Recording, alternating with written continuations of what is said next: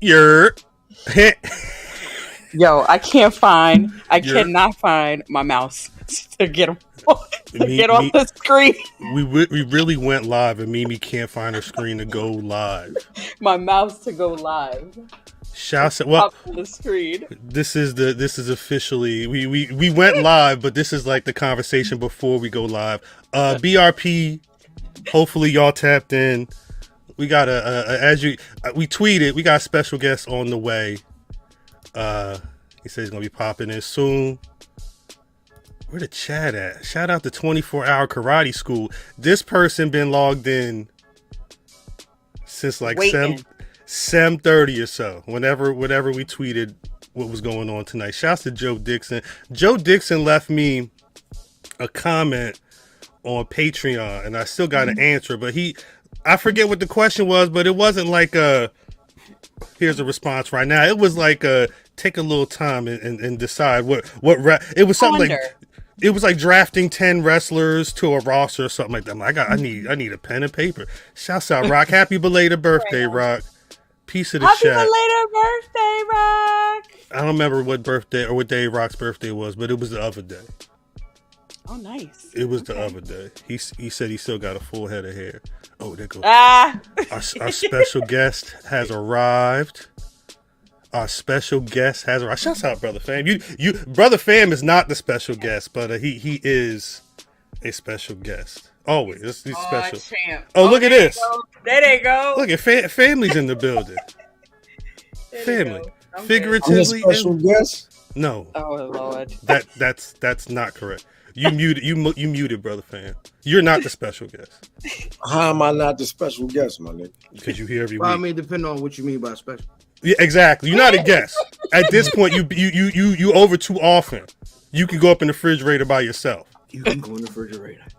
You know that. Wash your nasty hands first. You asked me if you can get a beer out the fridge. I may. I did come over and eat all the food. Yeah, I apologize for that. Always. Well, hopefully you save some, because we have a special guest in the building. It's interesting, you know. Like I think when you come to Black Rasslin, you're going to get a certain amount of wrestling talk, but we still very much Get the fuck out of here. Well, I'm saying you get the wrestling, but we come from a certain. Get the fuck out of here. You know I got to do what I got to do. Ow! What's up? Get the fuck out of here. Well, without further ado, welcome to the Black Rasslin Podcast, legendary battle rapper. But some of you, if you've been paying attention, one of the hosts of the Attitude Era podcast, really bridging the gap between battle rap and wrestling. Welcome to the stage. Let me turn this music off. The legendary DNA is in the building. Let me get some hand praise. DNA, welcome to the Black Rasslin Podcast. What's the word, y'all? How y'all feeling? Can't complain. It's another Thursday night. How are you doing? I'm doing good, man. I'm blessed. Happy to be here. Yo, all right. You got the NBA jams and the Mortal Kombat. Hold on. Let me see. Street I got Fighter. the WrestleMania arcade. Oh shit. Wrestling shit. Yeah. That's how I mean, I'm not trying to pocket watch, but that seemed like those units alone seem like that's a decent amount of money. I mean, yeah. But the WrestleMania arcade, that's the joint that we used to play back in the laundromat. So that's a different stratosphere. The other ones, they good money. That one, I was like, yo, that's like a collector's item. I need that. That's crazy. Well, I since you here, as we've noticed, I feel like it's been at least a couple years. It may have been longer, because I've been following DNA for a minute, but years. It was a point where it wasn't just, and I don't know how often wrestling came into the timeline, but it seems like there was a certain point where it was more wrestling talk, a lot of wrestling talk mixed in, with the usual hip hop banner. So I want to know from you, DNA, what sparked that transition from being known as just a dope battle rapper to really getting ingratiated into the pro wrestling community on like a podcast, talking head type situation? Nah, so what happened was, I mean, I used to watch wrestling a lot when I was a kid, like all the time. WCW, WWF. I was like in the height of the Monday Night Wars. I was switching back and forth the channels with my dad. But Of course. kind of like when The Rock and Stone Cold retired and The Rock went to Hollywood, that's when I fell back. So it's probably like a 17-year, I want to say now, like a 19-year gap. I will tune in and watch WrestleMania. I think the time Stone Cold came back or The Rock, anytime I would hear anybody from the Attitude Era, I would tap back in, but I wasn't fully gauged in. And then I was, and my homies would mention it to me, but I was like, I don't know, I'm not really into wrestling no more. Right. And then he was like, yo, you got to tune in. This is 2022. That's why when you say it was a couple years ago, like, yeah, that's when we started it. In 2022, he was like, yo, man, you got to watch Raw. You know what I mean? The Bloodline, like Roman Reigns, this shit that they doing is some attitude era. You know That's what it was? It was Roman? Yeah, so he was like, yo, you got to tap in. If you see this, I'm telling you, you're going to get back in tune with it. And I watched it, and I was like, oh. Because the last time I had seen Roman Reigns, he was, you know what I mean, with the shield, and then after, and I was like, he's all right. I liked him with the shield, but then the baby face, I was like, yo, it's kind of cheesy. So I'm like, I'm good.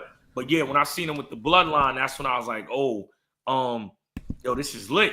And then after I watched it, we went to like a battle rap event, and we started comparing a bunch of battle rappers to like what wrestler they would be. And that's what kind of sparked like doing the podcast, like let's merge the lanes of battle rap and wrestling. So at the beginning, I was only getting battle rap guests talking about wrestling. Right. And then I took a shot in the dark. I just DM'd Devon Dudley on Instagram because I had to check, and he hit me back. And then we wound up getting that interview. So that was like the first interview we got. So big shout out to Devon because he's, you know what I mean? You know how that goes. When you see one there, then they feel like that's solidified. That's when it starts, yeah. And then after that, I went. I was looking for memorabilia. So I was buying belts because we were starting up our podcast studio. And I went to the Wrestling Universe in Queens. And when I went in there, as soon as I walked in the door, the guy running the store knew me. And he was like, yo, you're one of the owner's favorites. You and Charlie Clips. He was like, I'm about to call him. So I told him everything I was doing. And he was like, yo, how can I help you? I'm like, well, I got Devon Dudley. I'm trying to get more wrestlers. And he was like, yeah, this is not only a store with memorabilia, but we do wrestling signings here. So whenever I do a signing there, I'm going to just plug you in so you can get the interview. So shout out to Jack at the Wrestling Universe. It's located in Queens. Okay. That's how we started getting all the interviews. And then from there, it started taking off. That's what's up.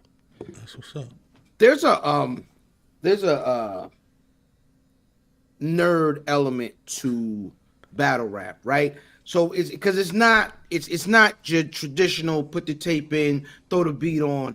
It's really like taking your time and really curating a rap to take somebody apart.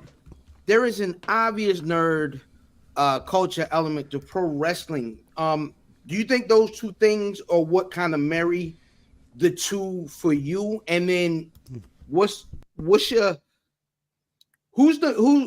DNA of pro wrestling? Great question.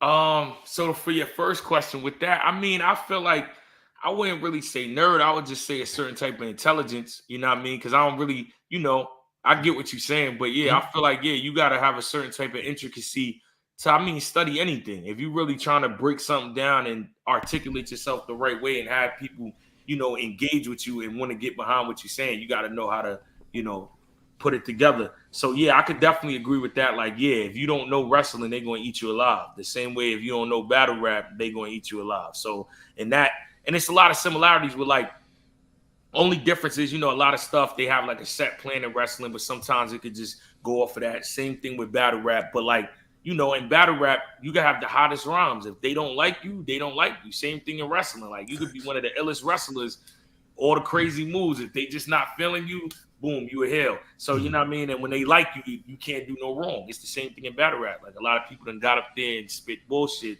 and because they just fan favorites, the crowd. I could curse on that? Yeah, go right ahead. Go right ahead. Yeah, I give my professional one. But yeah, nah, you good. You up there spitting bullshit, and you know what I mean? They just fan favorites, so people go crazy. But I mean, I had a lot of people was telling me different people. I heard Bret Hart before. I heard John Cena. I heard Mick Foley. I mean, me, I I would say I get all of those, but I was more so thinking like Undertaker.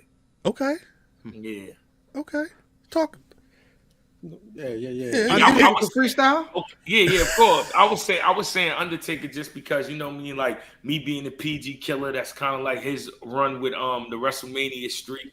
Like he was doing that, and Undertaker was able to invent himself so many times, and I feel like I was able to do that and last, past my class. Like once my Undertaker was there with the Shawn Michaels, with the Bret Harts, with the Stone Colds, the Triple H, and the Rocks, and he just retired 2 years ago. So it was like he's able to hang in there multiple eras at a high level. So I feel like I was able to, do that too. And I feel like, now that I'm older, I feel like, people just accept the way I was at. But at the beginning, I feel like because of my age, I was feared a lot. So was the Undertaker. Like a lot of people ain't want to say, I'm in a battle with a 19-year-old, 20-year-old, 21-year-old, and he's beating me. So it's kind of like, the same thing with the Undertaker. A lot of people ain't want to get in the ring with him. Mm-hmm. I thought you were 19 when you started battle rap. I thought you were younger than that. No, I was younger than that. But I was 18 when I first got the URL. Right. Yeah. I do remember you in grind time. I was about like, I want to say 16, 17 when I started. Yeah. So that does make sense. Being having that longevity. Yeah. And then showing your growth through multiple promotions. That sounds about right. With you saying that you liken yourself to the Undertaker, or you compare yourself to the Undertaker, what is your favorite pro wrestling match from the Attitude Era, and then now, and then what would be the battle rap comparison to that? Okay. Good question. My favorite match from the Attitude Era. See, it's tricky because some people will be like, it's Ruthless Aggression. So y'all tell me, is Hogan and Rock still Attitude, or y'all going Ruthless? Because I got one for the Attitude if y'all put that in Ruthless. Did they have Hogan and Rock in the Ruthless Aggression? I don't even know if they finished the Ruthless Aggression series, but I don't even know if that match was even in there. I mean, I feel like Attitude Era was 97-02, but some say it was a little later. Yeah, some say 01 kind of before 02. But yeah, I would go with Hogan and Rock. Yeah, I would go with Hogan and Rock, or I would go with Austin and Rock the second time. Word. So what would be now? Now, in the 2 years that I watch right now, I would say I ain't gonna lie, this one is gonna be a little different because I was there. I would say Cody versus Roman WrestleMania, the last one. Oh, Philly? Yeah, I was there. So I seen all the run-ins. I seen, it front and center. So yeah, that one was crazy. Yeah. You was outside in the cold? Cold as shit. Ski mask on, and I had the flu the week before, so I was bundled up. Because I was funding a super spreader event, and he was out there kind of get another cold. DNA, you got to watch yourself. I want to say, when I was outside, I would always see DNA because DNA would be rolling with him and Tay Rock be rocking with Trick. We just shouts out Trick Williams, and DNA will always have the whole on. I was like, what's going on? It was damn cold out there. How you was at the joint Wale Mania, right? Yes. I seen you outside in the parking lot. You more likely did. I mean, you probably saw. I feel like I spoke to you. I think we definitely linked up a couple times. Nothing crazy though. I mean, yeah. So no, I'm saying that because a lot of people in there was looking at me. Oh, I was crazy with the ski mask on, but nah. I just got off the flu. So I'm like, yo, it's cold as shit out here. Facts. I had the Bret Hart jacket on. Yeah, that's wait. Hold on, DNA. You had the ski mask on and wonder why niggas was looking at you crazy. But right now, if I'm running out, I could get it. It's hot. It was still kind of cold then. It was cold. No, it was cold. It was that wind. Niggas got the poo shiesty all the time, but yeah, I guess because I was in a venue. They was looking at me, but yeah, I was fine with it. I did. But the funny thing is because you've been really rocking with the community the last couple of years, you're seeing how the wrestling community's kind of had to embrace the hip hop culture specifically. It wasn't like that maybe like 6-7 years. You rocking the Pooh Shiesty in like 2015, 2016 at an event would have been crazier than than this past year. Just because it's again, you saw Wale made it was all types of, it was all love in there. It was live in there too. So, but I wanted to because I mentioned you rocking with Trick Williams, seeing you around with him for a minute. And I know Trick, we spoke to him last week. He was talking about, linking with a bunch of the cats from the battle rap scene.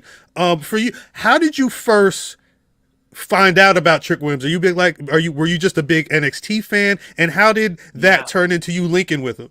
So, like I say, man, I always say all my power connections, all that, they just be organically like it's meant to happen. Like I was again, my same homie that told me to watch the Bloodline. He was at my crib. We was recording some music, and he was like, "Yo, you reached level 1, like you back watching Raw and SmackDown, but you missing something." So I'm like, I'm laughing. I'm like, "What you talking about?" He's like, "Yo, you got to start watching NXT." So I'm like, I was brushing him off. I'm like, "Man, that's the come up. That's like," he like, "Nah, I'm telling you, Shawn Michaels runs it. It's kind of, sometimes it get crazier than Raw and SmackDown because they got a lot to prove." So he was like, "Yo, I know you like the Attitude Era. Watch this Iron Survivor match. Trick Williams, Carmelo Hayes, and all that. Braun Breaker, Halloween Havoc." And at that time, that's when I was doing my battle rap wrestling event, Halloween Havoc. So I'm like, "Yo, let me tap in." So I tapped in. I watched it. Trick won it. I'm like, "Oh, nah, I fuck with him." So I went on Instagram to hit him to get him on a podcast. Little do I know, when I go to DM him, he was DMing me. That's crazy. I'm a big fan. Yo, DNA, I'm trying to come to the wrestling event. We got something called Halloween Havoc that we do. So it was just perfect. After that, I hit him back, hollered at him. I met him the first time at the Royal Rumble. We chopped it up, and then he's like, "Yo, whenever you want to come to NXT, it's here every week in Orlando."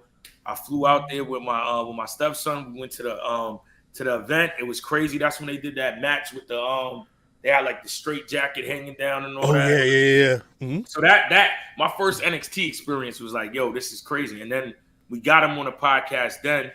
And then 2 weeks after that, I went out there for the URL volume card. That was his first battle rap event. He pulled up. Then we went to the next day, we went to Tampa to go kick it with 50.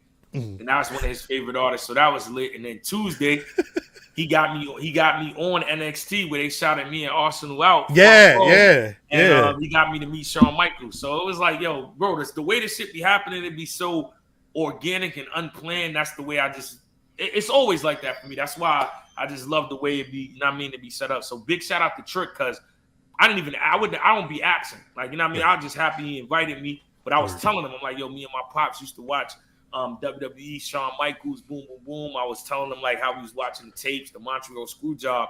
Next thing you know, I get there, like, "Yo, I got something for you." Boom, Shawn Michaels pop out. That's crazy. Like, that's my guy. He's a real one, man. Is there a situation? Because I can see, like, Shawn coming out there, hey, you stuck, like, a little starstruck or whatever. Is there a situation at any of the events? We've seen events where, legends have popped up, either in the rafters or coming, hoping doing the coin flip. Are there any legends that got you kind of, like, "Oh wow, that's such and such right there"? Oh yeah, all the time. I mean, the craziest thing for me, the full circle moment with me is anybody that knows me growing up, like, you couldn't tell me I wasn't like the honorary member of G-Unit. So for the fact, like, like I rock with Banks personally, like that's my guy.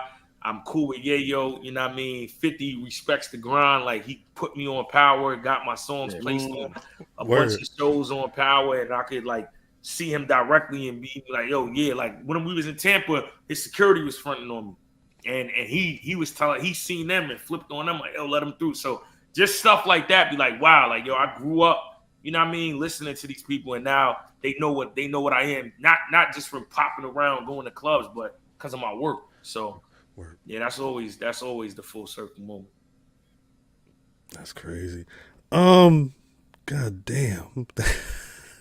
You talking about hitting the Royal Rumble? You obviously going to you hitting live shows like that, pay-per-views, PLEs, all that. So this was this year. Like, I always set certain goals for myself in general. Like, what I want to achieve. And I was just like, "Yo, I never been to WrestleMania," and I was like, "Yo, if I go to WrestleMania, I gotta be at WrestleMania." So I was in the third row. That shit was epic. And then Royal Rumble, I already was doing an event with my guy Mega Ran, and Yeah, shout out to Mega Ran, shout out to Top Dollar, AJ Francis. Word, So I was word. already out there, and I'm like, yo, I never been to the Royal Rumble. Fuck it, I gotta go to the Royal Rumble. So yeah, that was my I've been to SummerSlam a lot because even when I wasn't tapped into wrestling, my stepson was. So Samoa Joe used to when he was working with WWE, I used to go to SummerSlam annually. So I had been to SummerSlams before, and I've been to a bunch of Raws, a bunch of SmackDowns, but I never had been to Royal Rumble or WrestleMania. So we knocked that off the list this year. Is it just you about to say something? No, I was gonna ask what's the right now, what is the one match that you would like to see happen? Oh, I mean, for me, like I still, even though I'm tapped in now and I know I'm still at Attitude Era at heart. The Rock and Roman, I need that. I need to see that. So we know that it's a possibility that may not happen, right? I mean, I think it's gonna happen. I just think it's a win. So there's been build up around that. It's been some word about it. It's been bubbling. There's also another matchup that was bubbling for a while and it's kind of subsided. You and Loaded Lux. What's the probability of that happening? And will we see the Rock and Roman before we saw DNA and Lux? You might see the Rock and Roman before you see DNA. Yeah, you might see it. And I'm gonna tell you why. Like, it's chess. So my whole thing was when I was in the battle rap space, when I was in that room competitively active, like I feel like my last great run was 2021. I was on fire. That's if you tapped in, and for the viewers that's tapped in that watch, that's when I battled Geechee, Ab, B. Dot, King Los, Real Sick, Hollow, Official, Castro, Vincent. Yeah, that's that whole no gun bar DNA run. And I was asking for the smoke. And it was like, you know what I mean, the duck off. And then, right. So then I had to battle with Jerry. And I feel like, if anything, that's probably the only battle that people could say I took an L in probably like 2 or 3 years. And right when that happens, then it was, I was about to battle you, but shit with Jerry. Yeah. So I'm like, okay, I see the game we playing. And then, you know what I mean, I lost my mom. And then I just had other things that, and then, you know what I mean, I wound up getting the role in Power, wound up getting the TV shows and song things going, the Attitude Era podcast. I be streaming on TikTok. So I was like, you know what? I got so many other things that I want to devote my time to. Let me take a break from battle rap. So fast forward, now he battles Rum Nitty. And it's like, he does amazing. I feel like that's one of his greatest performances. And now it's, where's DNA at? So I'm like, I see the game. Like, now that I'm out this space, you feel me? It's like, it's all, even though we're not really getting in the ring, like getting physical, but it's still conditioning. So it's like, I would be a fool now that you got your feet wet, you active, DNA jump in there. It's like, you know what I mean? And a lot of people will bite on that because of, you know what I mean, his career and his legacy. So they'll just be like, I want a chance. But I'm like, I already built my name, I already put in my work to where it's like, nah, we got to have the even playing field. Plus, I'm not even in that, and I'm not battling right now. So it's like, you're not even in that headspace yet. Yeah. Are you ever really not sharpening that little... No, I'm going to be honest with you. So for 14, 15 years straight, that's all I was doing. Yeah. You know what I mean? I couldn't even when I'm taking like I remember the last time I went to Disney with the fam, I had to leave Disney, go battle JC, and come back. So I wasn't even really, I was that dedicated. I wasn't even enjoying vacation. So this is the first time in 15 years I'll wake up and I be doing like little freestyles when I'm on TikTok, but like I'm not in that space of like, if I came up with a battle round right now, I'd probably get torched because I'm like, it's been almost a year since I even really wrote like, I'm trying to. So it's like, nah, I can't. You know what I mean? And plus, I'm enjoying it. You got to think. I know at some point I'm going to do it again because I love it. But it's like I feel like you got to know in your career and in your life when you more resourceful somewhere else. I feel like right now I'm like the liaison or like the spokesperson for battle rap because, you know what I mean? I made enough connections and I know how to articulate myself to be in rooms that can bring battle rap to a different light. So, for instance, like you see me with the wrestlers, I'm bridging that, and then I'm bringing all the other battle rappers that fuck with wrestling. Boom, pull up. So I feel like that's what my calling is right now. Like just to branch off, and at the same time, I'm carrying battle rap on my shoulders, but I'm not necessarily in the ring, actually doing it right now. It's respect. So I got an email today from the good folks over at Caffeine saying like, bye-bye, we out. Yeah. It's over. Really? Yeah. I didn't hear about that. That's crazy. So my question is, there was a switch once that business plan of doing the events on Caffeine, and that was a major switch for battle rap. Yeah. When it went from pay-per-views and then waiting a while and dropping them on YouTube. How do you think that switch in game plans affected battle rap? Was it positive or negative, and what do you see as next? I feel like it was positive. Anytime you got a company that's willing to take a chance on something that's underground, and not double the money that we was getting, but I want to say for certain people, for me it tripled. So I know for other people it might have did 5, 6, 7 times. For me, I was getting good money before, but when Caffeine came to play, it tripled, and then it was just the other incentives. We was getting paid thousands of dollars to just go and stream. Mm-hmm. I feel like a lot of people don't look at anything, even your rap career, you should look at as a run. I think certain people get complacent and think things will last forever. So that's the only negative I could see, is that a lot of my colleagues, they just blew the bread. And then, when that money go, everybody, right. Certain people, it takes a certain type of individual to be self-aware. That's what I pride myself on. That's why I feel like I'm such a great battle rapper. Before you could cook me, I'm gonna cook myself. I'm already know what I did wrong, where I did it. A lot of people was just like, oh, but caffeine, and I'm like, yo, they getting no return on investment. So when they just dishing out this money, hoping that the advertising dollars and the revenue somehow bring the money back, you got to look at it like, yo, while this is happening, I need to be taking this money, saving it, investing it, buying property, doing something other than, buying designer and a bunch of Airbnbs and cars, rentals, not even owning cars. So I feel like that was the only downside, is people ain't look at it like a hustle. So now when it's over, it's kind of like, oh, that's messed up. But it's like how long it lasted for 4 years. And I feel like what's next is, in my sense, I feel like it's good, because even me knowing that Caffeine was leaving, because I got the heads up a year ago, I knew this was gonna happen. It just made me get on my grind more. Yo, let me stop relying on battle rap, because my name is big enough that I could probably get into some other avenues of doing things that I love. So that's the ill part about it. I'm not going to do something for money. I'm doing a bunch of stuff that I love that is turning into the dollars, because it just naturally goes that way, because I love what I'm doing.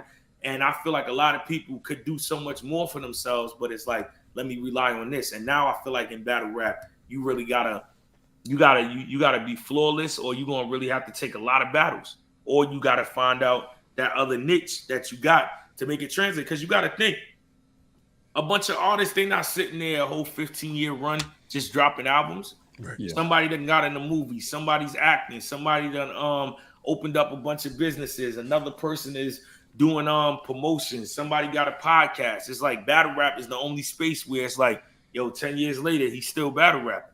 Right. Facts. You know what I mean? So you don't want to, for me, it's like, nah, I gotta, I'm all about evolving. So it's like, yeah, I love this, but how can we take this to the next level and still represent it and not shun it? I feel like people do one or the other. Either they get stuck in it too long, or they shit on it, and it's like, you're not helping the process, because this is where you come from. You don't gotta, abandon it or shit on it to just say, nah, I'm in this, I'm in this lane right now, still trying to, big it up from over here now. Facts. So, taking a step back, you were talking about bringing battle rap to pro wrestling to battle rap. Did my eyes mistake me, or did I see you interfere in that AJ Francis encore match? Yeah. Oh, that was you. Yeah, that was me. That was me. Yeah, man. Shout out to AJ Francis, too, man. He definitely made the call. He put me, Tay Rock, Chess, and Saga in the group chat and was like, yo, I'm coming to New York. I want to, I mean, let's do something. Word. And we there, and Chess and Rock, brave young men, man. They wanted to jump off the top rope, man. I got asked to do that. I'm like, yo, I got a family trip coming up. I got a lot of other things to do. I don't think that's a good idea. So Tay-Rock and Chess was like, they're going to jump off the top rope. And me and Saga was like the managers. So, yeah, I jumped in the ring, distracted the ref while they jumped off. And then I grabbed Encore's leg to help AJ win the match. But yo, that was so dope. And we was heels. So I'm like, if I did ever get something in wrestling, I was talking so much shit to the people in the crowd. That shit was amazing. That's what I want to do, man. So but yeah, just as far as merging it, man, like I just feel like Trick, AJ Francis, they all like pivotal points in starting to open that door. Facts. Yeah. Facts. Yo, can I ask the messy bloodbath question? What's that? Who is on your rapping wrestler Rushmore? Okay, so what we doing 4? I got Stone Cold. No. No. The rapping. Battle rap. No. The rappers. The rapper that rapping wrestlers. The wrestlers that rap. The folks around him, and they that don't necessarily need to have gotten in the ring, but you got your, hustling, you got your mega, you know what I mean? The folks that are involved in wrestling and battle rap space, like who are these? So give me an example of what you mean, so I know what you're saying. I mean, like an AJ Francis, who's okay, rapping yeah, that's on the regular. You know what I'm saying? All the way back to singers. He gonna say Macho Man is funny as hell. Hey, man, you know what I mean? Hey, be a man, Hogan.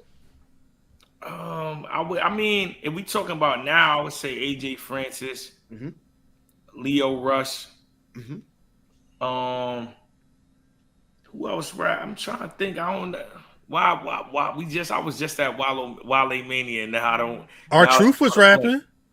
Yeah, I fuck with R-Truth. He got one song with auto-tune. I like it. He sounded good at Wale Mania. I was like, damn. Yeah, and who else? Let's do one more, man. Shit. Max Caster. I was. Yeah, Max. That's my 4. I go with those 4. There you go. It looked like shit. It looked like you got some tag. Y'all, what y'all trying to run down on? It's literally a running going on right now. I don't want no trouble. Nah. These my 2 guys from the Attitude Era podcast, man. Last time we was in Queens.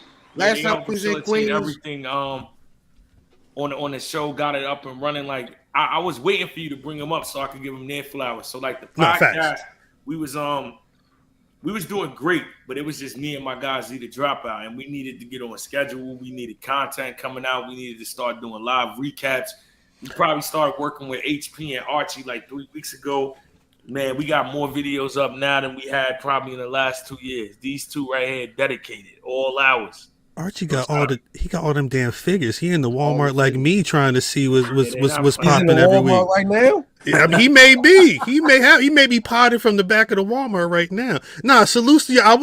You mentioned the recaps. I did want to say, talk to me about the schedule, because y'all live after Raw, y'all live after SmackDown, y'all talk about what y'all doing over there at the Attitude Era podcast. So right now, we go live 5 minutes after Raw, 5 minutes after NXT, 5 minutes after SmackDown. So we live 3 times a week.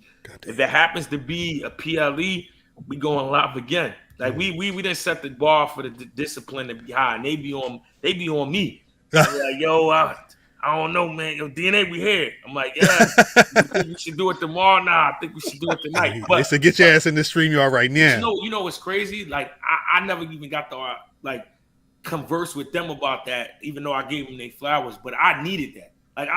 Like I don't know nobody else that work harder than me, like in my circle. But that's a problem. So now because that means it's me always saying, this is the bar, this is the bar. When I'm getting with them, even though I got my bar set for everything else I'm doing, because it's not like when I'm not popping on, I'm not working. But I'm big on no excuses. If I told you I'm gonna be there, hold me to that. So having some people that work harder than me got me on my job. But we got those 3. If there's a PLE, we recap that, and then we recapped all 4 episodes of the Who Killed WCW, Mm-hmm. and then we got like our unique segment called Double Up, where we take two wrestlers from two different companies and then compare which one is better. So we already dropped Kevin Nash versus Diesel, Scott Hall versus Razor Ramon to see like which one is the better character. That's dope. That's very creative. I like that energy. Yeah, that was Archie's idea. He put that together. Oh, shout out. I want to know from the three of y'all, since y'all both on. This is Black Rasslin. Archie, start with you, and then HP, and then DNA. When y'all got into pro wrestling, who was your favorite black wrestler? I'm from New Orleans, so it was Junkyard Dog. Okay, I like that. Being a kid, catching the bus to the Lakefront Arena with my grandma. I mean, Junkyard Dog was the man in the South. Hey, He ran it, and he was. You old like we are. Facts. You old. You just said it. You can't say nothing but you old now. I'm experienced. Okay. I I know what that Salute. Hey, F all that, Archie. Send me some of them char grilled oysters from Drogo's up there. Hey, I got you. We can make it happen. Word. But yeah, for me, it was Junkyard Dog as a kid. It's the first one I remember vividly. Yeah, and it was the Coco Bewares and the character guys. But for me, JYD all day. Facts. HP. So interesting. It probably would be Bad News Brown. You old too. Yeah, you like me. That's me right there. Yeah. I'm well, I don't want to say I'm older than you. I'm 35 with 7 years of experience. You know what I'm saying? So that's how we going. So Bad News Brown had that ill Bret Hart feud. You know what I'm saying, on the come up, and I was like, man, he gonna take somebody out. And then the other one, but I was a kid and I was trying to figure it out because he didn't look like me, but they said he was the African Dream. Was a king. Here we go. You know what I'm saying? Like, Oh my God. Wait. I'm just being honest and no shade. We got this thing we do on the Attitude Era podcast, but we gotta check what's in Jerry cup at least once an episode because Jerry be wild. Jerry, you got your cup? I got my distilled water. I knew it was close. That's a Stanley. That's a Stanley cup. Family. I got my lemon lime with the. He drink a lot of water. Y'all gonna see. Keep waiting. I got mine too. You know what I'm saying? I got mine too. The sippable has not been. The See, I knew it was close. It's coming. It's about to come through. He drank it already. Is what happened. Yeah, Nah. he drunk it already for sure. DNA. I drank it already. It wound. I got into it in the '90s, so it wound up being obviously The Rock. But before that, it was Ron Simmons. Like, Okay. that's the first time I was like 4 or 5, Word. and I seen him win the belt, and I'm like, yo, wow, it's a black guy with that's the exact words I told my pops.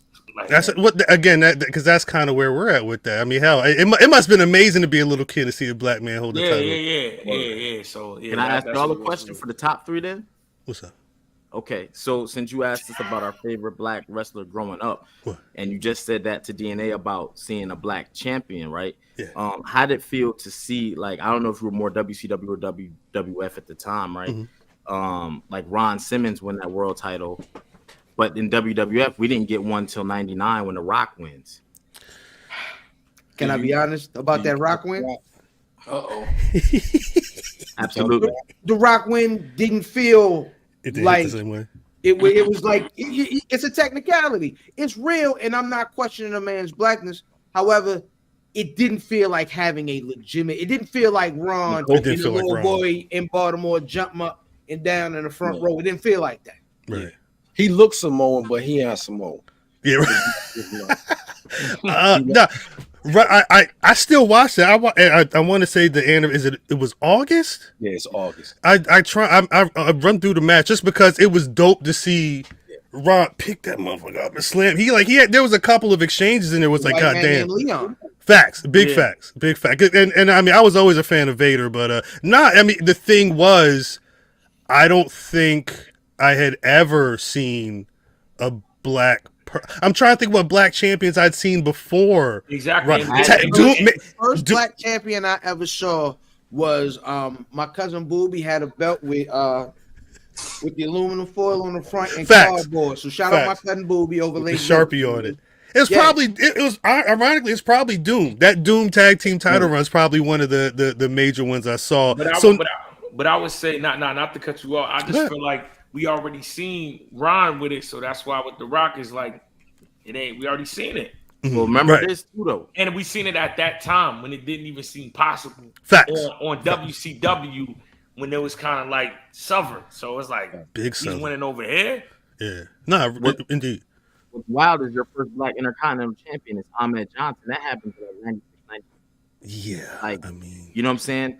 And the first, you know what I'm saying. So Archie. We just what happened? Hey, if y'all want to mute his mic, it's cool. I mean,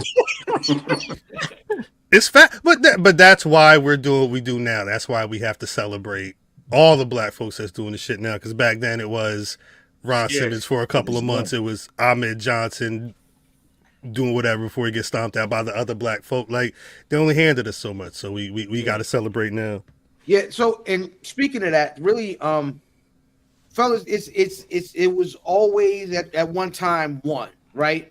But also during those times, we didn't always go outside and see the hardcore wrestling fans like we are now, right? We get this chance and we have this community.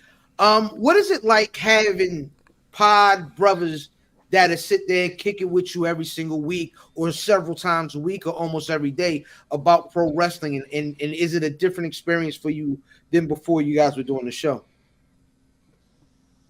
For me, I actually enjoy it. Talking to Jerry, like me and Jerry talk every day, like literally every day. And we all in 3 different cities and states. Right. So that's cool. Especially just being a Black man, just having another Black man to talk to. Facts. You know what I'm saying? That's about that community and building and that brotherhood. And sometimes you just need to talk. We talk wrestling. We've been talking business. Outside of that, me and DNA talking about some other projects and helping him. And I'm all about helping people succeed, whatever they do. So yeah, man, I love it. Like I said, so if it was to end tomorrow, we would still talk and kick it and be friends and build, because we built something on the internet and off the internet. And to me, it's a win-win. And I enjoy these 2 brothers and everybody involved in what we've been doing. And like I said, I was a fan of DNA. So just, kicking it with somebody I was a fan of is, like I said, it's a win-win for me. That's what's up. That's ill. Yeah, I gotta repeat some of that sentiment. It's a super win, because now it's like I felt like for years that wrestling forced you to like certain people the way, like within, like if you pro Black and you watching wrestling, it's like, all right, I gotta like this guy because that's all we got. Right. And now you looking at it and we can talk, like, you know what I'm saying, we talk and we got NXT, and if you look at NXT right now, the championships are majority Black. Facts. You know what I'm saying? From Kalani Jordan and Tripp Williams doing their thing. And you look up in the WWE, the tag team champs, females, they just lost the belt. So like you're looking at a lot of, you know what I'm saying, us coming into play. Facts. And having these 2 is crazy, because it's like, you know what I'm saying, I got to finally meet DNA because I watch battle rap obviously too, so that's like the plus. Word. And he's a solid dude. Like it ain't just on this mic in that little square that we see him. Like in real life, he is solid. Like he did me a solid with like Gnome.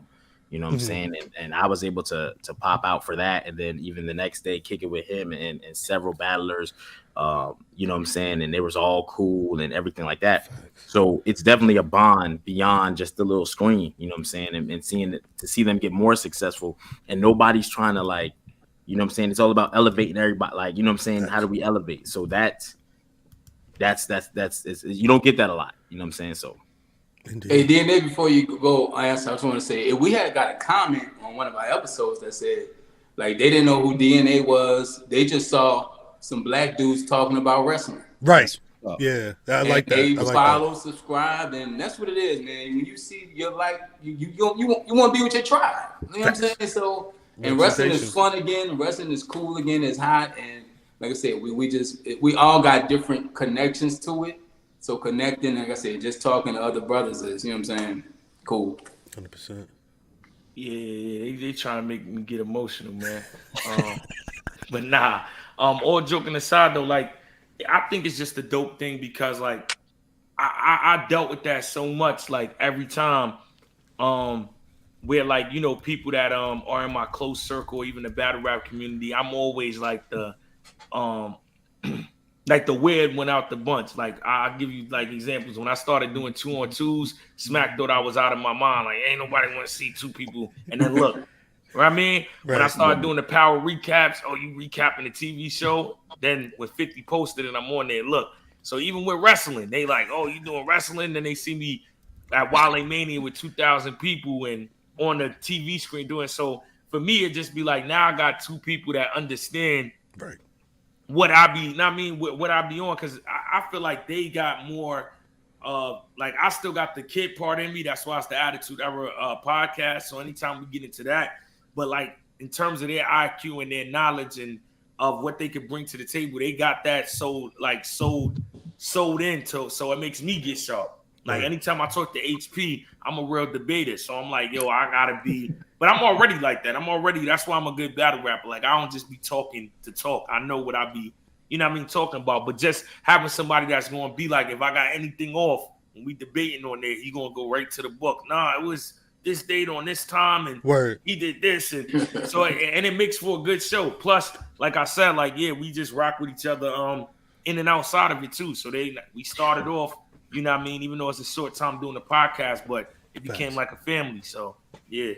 That's beautiful. That kind of sound familiar. I ain't gonna hold you. That does sound familiar.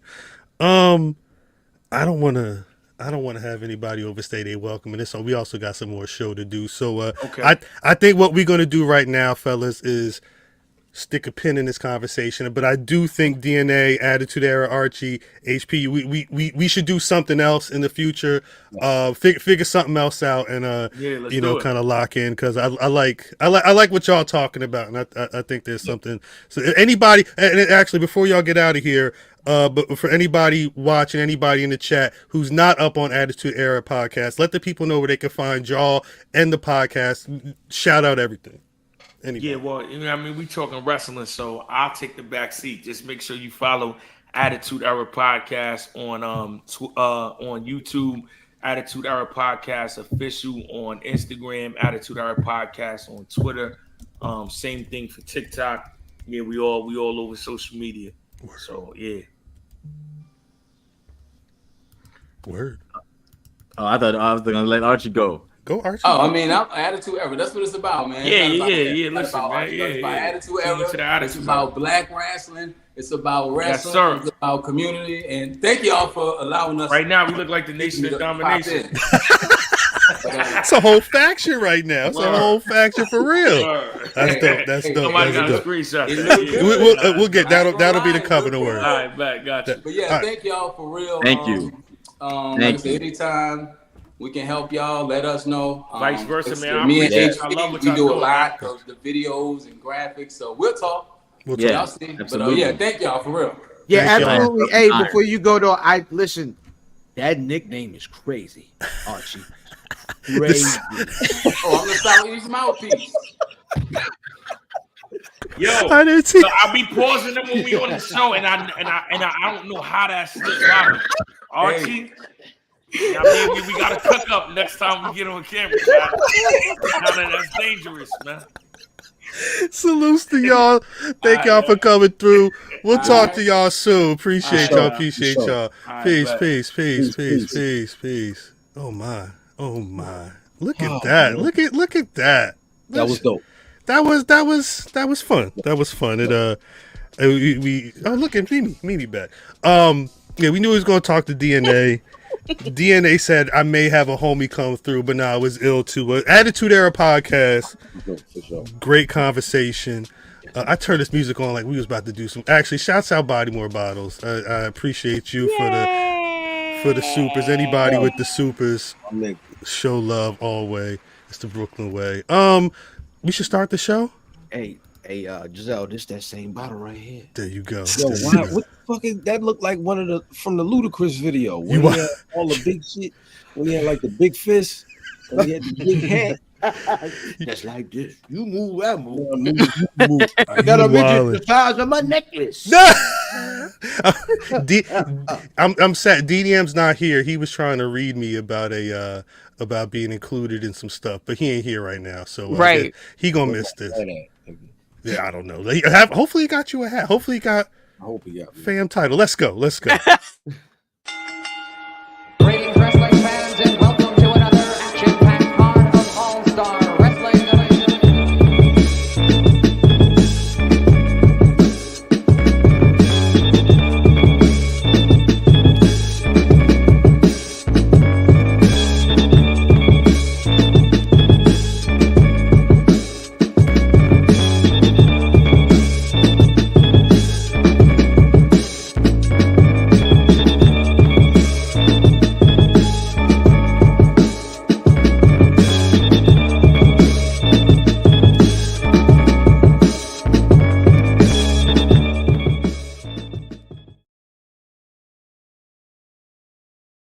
Yeah. Welcome back to the Black Rasslin Podcast. You've been rocking with the squad for like 50 plus minutes. What you? This shit was ill, right? You know. You like it? God, This is the first time they seeing it, y'all. That was early. No, I saw it early. You did? Okay. I saw it when I loaded it, but no, yeah, I think that's that's dope. Yeah, That's I thought dope. it was fine. That came out dope. Shouts out DNA. Shouts out the Attitude Era Podcast for rocking with us for a little bit tonight. As always, it's your boy Cal.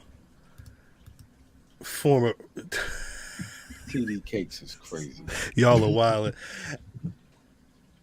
The squad is on the line. I lost my train of thought. As you can see, the squad is on the line. Mimi, say what's good to the people, yo. What's good to the people? How you feel? Are you good? I'm good. We actually had an episode called That nigga TD got Cakes a while crabs ago. on. She got crabs on the plate. Look, that's why she's smiling. You ain't I gonna know. I promise you. I will this weekend, though. Here she go. Brother fan. Champion. We don't got to talk to them at all. It's just us here. You know what I'm saying? Hey. Welcome to the reason you're here. Damn. And then Brother Matthews. Oh shit. El Kabong yourself. Damon.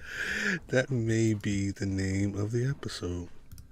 Damon. El Kabong yourself. Damon. Shit. Speaking of, like, at some point tonight, we're going to have to talk about people getting El Kabonged, but that's for later on, because we have to there was a black ass wrestling weekend.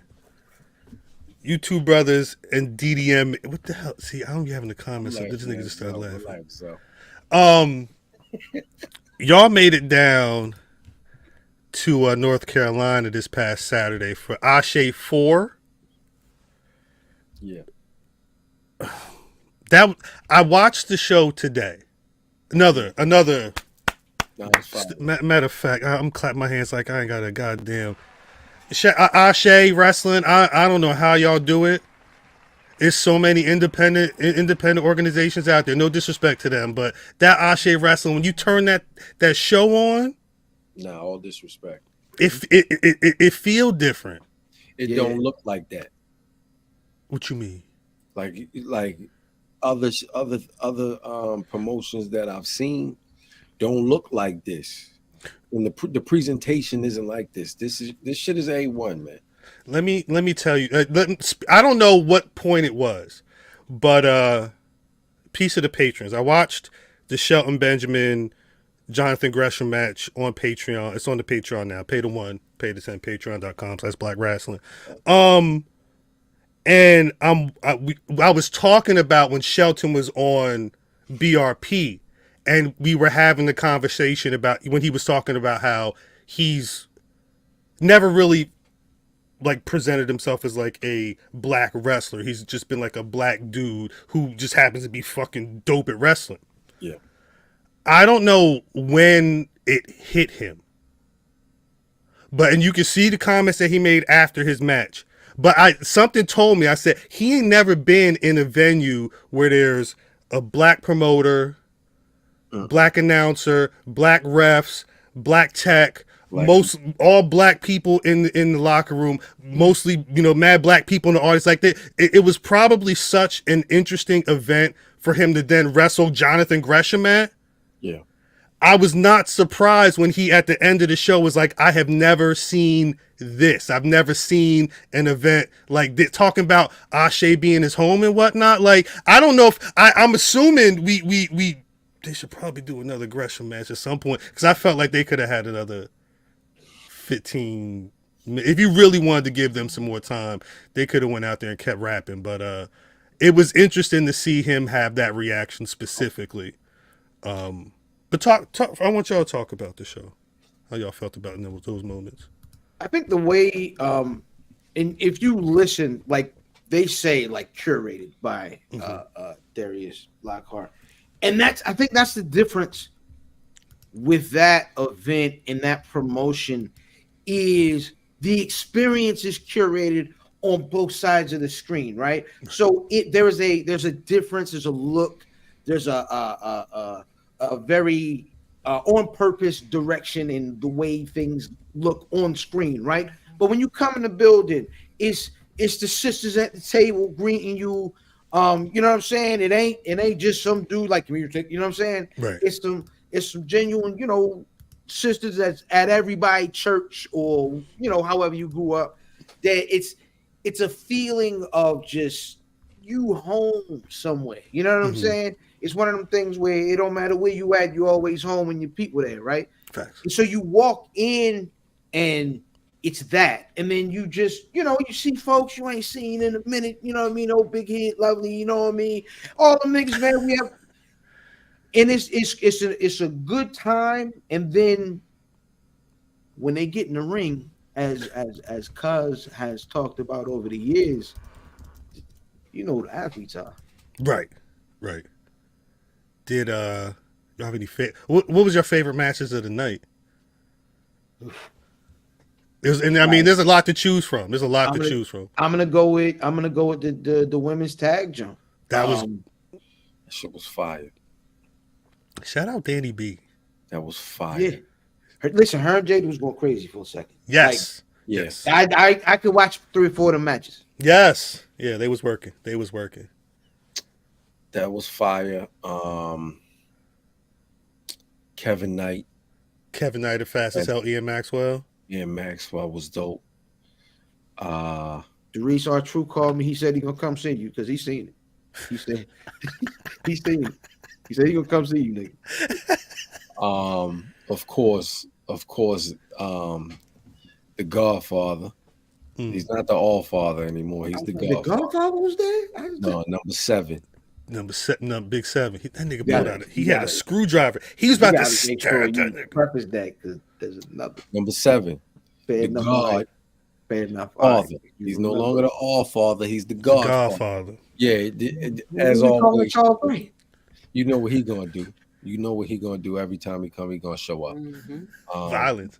It's fire. It was fire all around. It was front to back. It was dope. I will say, facts. The stream for that is $5 less than it was on the night of the show, which is dope. It's a dope event. Not only did they show love to King Trady, but again, some of the illest black talent. It's a really well put together show. Chris Lee and Suge D on commentary. It's out of the 4 shows, that may be my favorite. Shouts out Tony. Maybe my favorite commentary duo. What's that? Tone. I seen maybe twice. Just a brief conversation I had with Tone. Word. Tone like 6'10". Looking down at the top of my head, I felt uncomfortable. Wait, where was Tonio sitting? I was trying to figure out where everybody was. He was sitting down. He was sitting. Well, I didn't sit at all.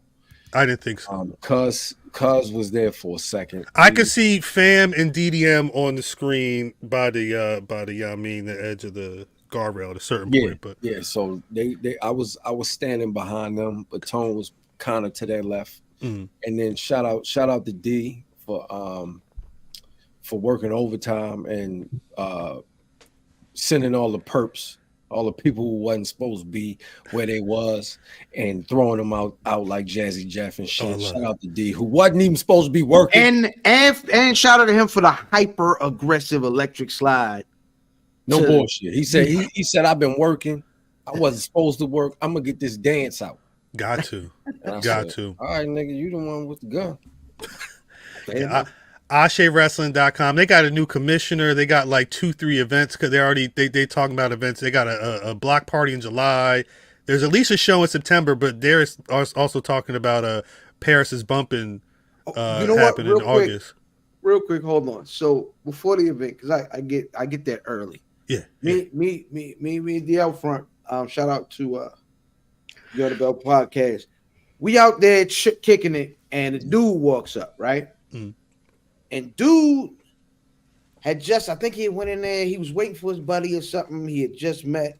Maybe he had met Shelton because they did like a signing beforehand. Mm-hmm. And so he's out there. We all kicking it, and the old aggressive. You know what I mean? D grab nigga phone. Follow the podcast, nigga. Right there.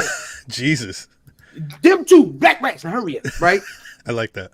So they get to talking about wrestling and whatnot. And so we talking to Buddy, and he's talking about how he likes I wanted to say Rex Steiner, Braun Breaker. Word. And then he say, you know who else I like? I like the cream pie dude. Who? The cream. So shout out to Rayon Artez, man. Cuz tell the truth. I forgot he had a whole cream pie song. He did have a whole. Tell me the truth.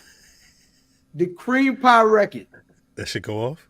Yo, that shit is fire. Yeah, because Fam said that shit was hard. Fam said that record was hard. When the music came on, everybody was singing that bitch like it was not like us. Like it was on the radio. I'm like, yo, what the fuck is going on? The cream everybody pie is singing this shit. Yeah, Rayon Artez, man, cream pie poppy online. Cream pie poppy. They didn't want to play it on the last Ashe. They were like, "Nah, turn that off. We got to turn that off." Swole wasn't there. He waited for Swole leave. Swole did relegate. Swole wasn't there. And now, you know what I mean? It became it was a whole. He sang that joke like BBL Drizzy. And here come Dad with the cream pies in his hand. Like, I like these. Wild. You wild. Shout out DDM. Shout out DDM. If you're trying to either watch the debates or find out about the debates after we're done, head over to Secretary Shade on YouTube. He will be going live. Yeah.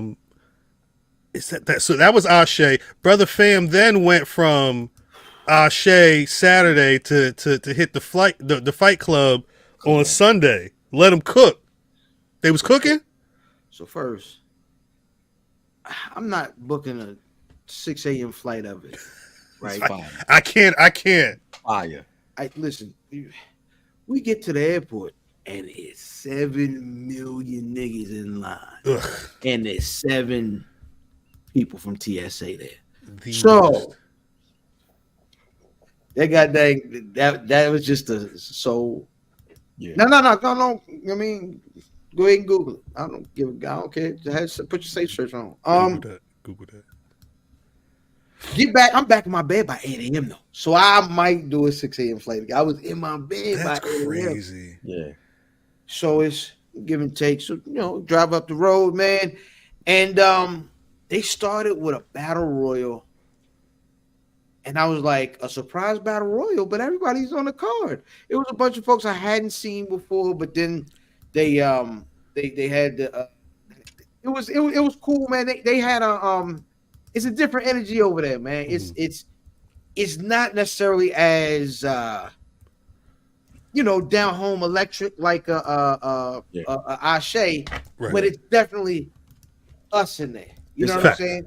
It's a up north black, right? And then they had Crown Royal at the bar, so everything was good as far as that goes. And so a couple of folks on the card, you know what I'm saying? People spoke and was like, "Yo, the list was dope" and all that. Shut up. And then brother El O'Neal is in the ring and he starts kicking a promo, and he says, "Yo, nigga, I'm on the BRP 50. Yes. These the niggas you put in front of me. Talk about it. Eel O'Neal. Eel O'Neal. This round of applause is for you. I was standing in the back talking to Doc at the goddamn bar, and niggas up front like, you see him? He said it. He said the word. Well, that was I was watching Shay in this seat, and when shout out Chris Lee, shout out Suge D on commentary, first match, talking about so and so was XYZ on the BRP 50, and then I was like, oh, because it's again salute. I had a conversation with Chris Lee. Chris Lee's got a documentary dropping about he had a trailer drop at Ashe. That was the premiere, if I'm not mistaken. That's dropping in August on PBS down there and on the app as well. I would say go follow Chris Lee for more detail. Shout out to everybody who understands. Facts. It is. It's because we just over here showing love and doing what we do.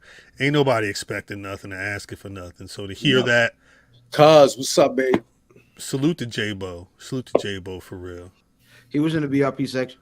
Facts. Yo, J-Bo, what was my man's name on LeBron Cozone? J-Bo was online, put me on the game about LeBron Cozone. They said he trained Javon Evans. Yeah, I didn't realize. Littlefoot was talking. Shout out to Littlefoot was checking with us. Littlefoot was talking heavy about Cozone too, prior to him even coming out. That show without the knee pads. Yes, he was. Lynn Hearn. You want to go from a 9 to a 10, brother? Put you one knee pad on. Get you some of those knee pads, G.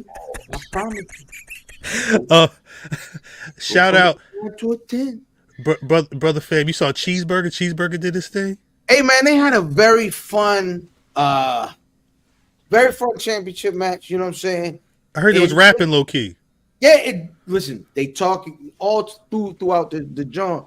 You know what I'm saying? It was a very interactive match. It was very different from all the other championship matches I've seen with Suge, because Suge's had some knockdown, drag out. This was more of a lighthearted, especially at the beginning, and then they got the really rocking and really mat wrestling and getting. They got busy in there, man, and it was funny. The way it was cool them showing each other their strengths and Suge kind of showing Cheeseburger like, nah, this is how you speak to this specific crowd, and right. It was a nice back and forth, man. It was a really good match. It was fun to watch. Yeah, it's ill. I will say it's ill. Suge D is one of those ones. Yeah. The thing about Suge D's been wrestling for a while, just like Cheeseburger. And like he's just, I really did not like the attention that he got off that Chris Jericho shit. I thought it was disrespectful, to be honest. There was a guy there who is a known Chris Jericho fan and did say, yo, what's up, Pineapple Pete? Yeah. No. And he didn't mean it disrespectfully. No, right. It was his frame of reference.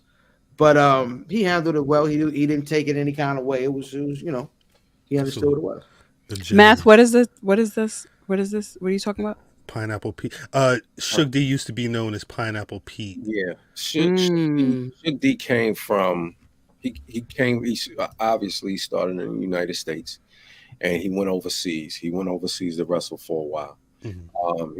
He kind of grew his name overseas. And then he came back. I guess that was pandemic around. Yeah, it was around the pandemic. Yeah. And he got that AEW shot. He was there for a little bit, right? Yeah, I thought he was going to be like a staple, not necessarily a staple because he's black, but be around. And Chris Jericho cut a promo calling him something, and I thought that shit was whack. Yeah, facts. To see him really get the shine that he's supposed to get, and the recognition that he's getting is fire. Because he feels like he's a OG walking out there. No, he's OG. He's it OG. feels like it. You can see it. It's like year 50. I want to say 15. I could be adding some years on him, but I think it's like 15. He's been moving for a minute. Yeah. So, all right. Shout out DNA. Shout out DNA. All love Ashe. All love Fight Club. All right. This past Friday on SmackDown, I want to preface this by saying I've been paying attention to WWE all year, and I feel like damn near every show, whether it's a TV show or a PLE, somebody commentary table is getting broke. For sure. June 27th, 9:45 p.m. Jacob Fatu putting Cody Rhodes through a table may be my favorite table spot of the year so far. Look at Paul Heyman. I'm gonna tell you what. We ran into Jacob Fatu on several occasions. Of course. WrestleMania weekend. Jacob Fatu is one of the few people when I'm like, I believe everything he doing. You know why? Wait, you know why? This for your cousin. I can really fight, and I will dog walk your bitch ass. That I believe that. I believe anything he say. He is like, the Billy Dance. He's the Billy Dance of pro wrestling, and if you understand that, you know what I mean, you understand me. Yeah, I believe that. Look at that shit. This is crazy. I was in awe. Well, cause it feels like when they started talking to Mimi, correct me if I'm wrong, when they started talking about the bloodline and like who could be added, I feel like Jacob Fatu name, somebody mentioned it at some point. But it was always, it's not gonna happen for various reasons. Yeah. Nah, just as felonies. Well, that's like he said. I can really fight, and My father can vote now, so I figured he was all right. I can really fight. And Love that. I love that. But it's funny because since he debuted in WWE, if you go on like the timeline, everybody's throwing out all the old Jacob Fatu stuff from MLW. Go check if you like a good Briscoe Brothers Raw promo. Go find some of them promos of Jacob Fatu out back behind somebody's grocery store. Smoking. Like, talking cash shit. He's just like me. That's how I feel.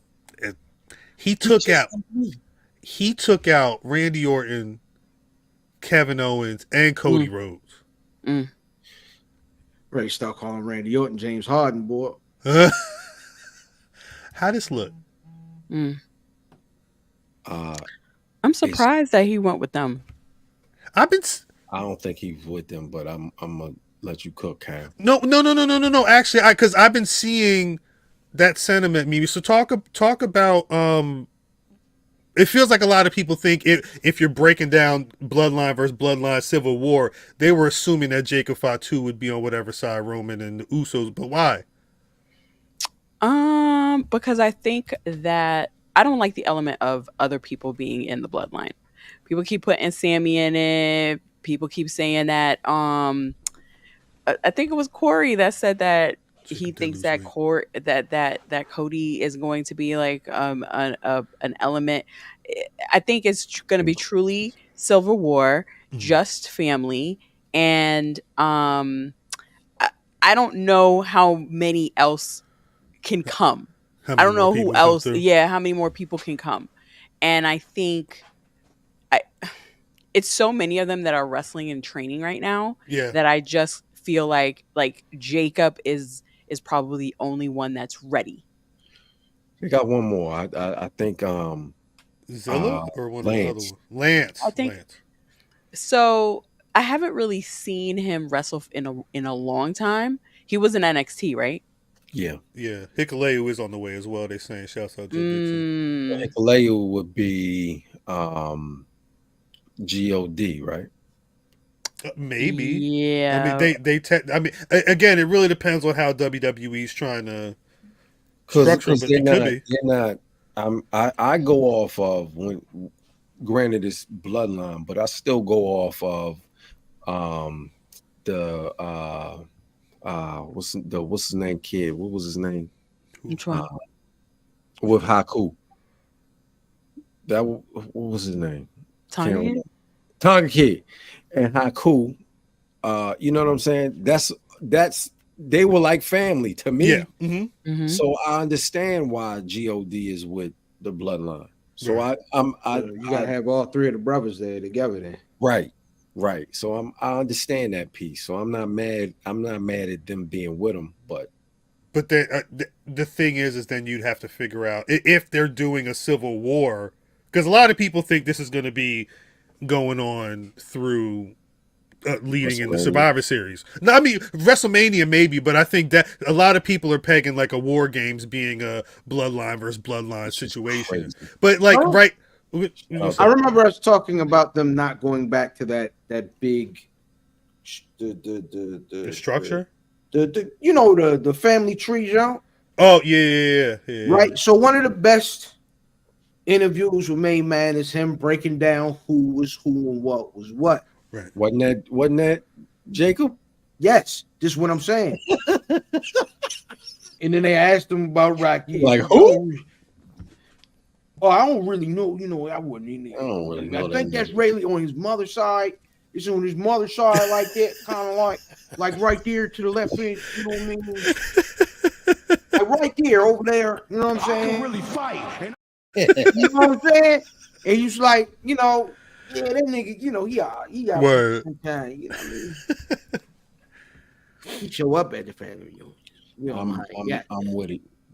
The brother done slimmed down. Mm-hmm. They said he dropped mad weight. He's so. I remember when I first seen him, he was wrestling with, I think that's Contra.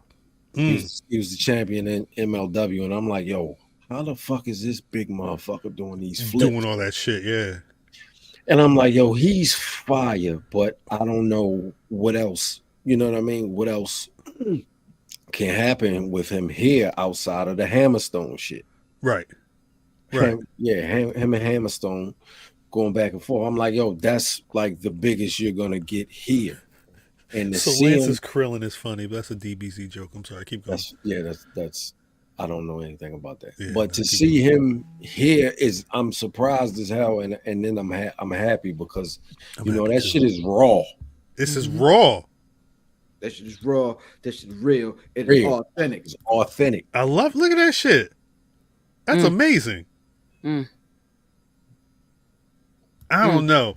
I'm hyped. Have y'all been seeing any of this talk about, because SmackDown is in Madison Square Garden, and there's a Bloodline acknowledgement ceremony. This shit about to be fire. Every rumor, every theory is out there. If sun pop up, the roof gonna blow off. He may. And Mimi is a big advocate for this nigga.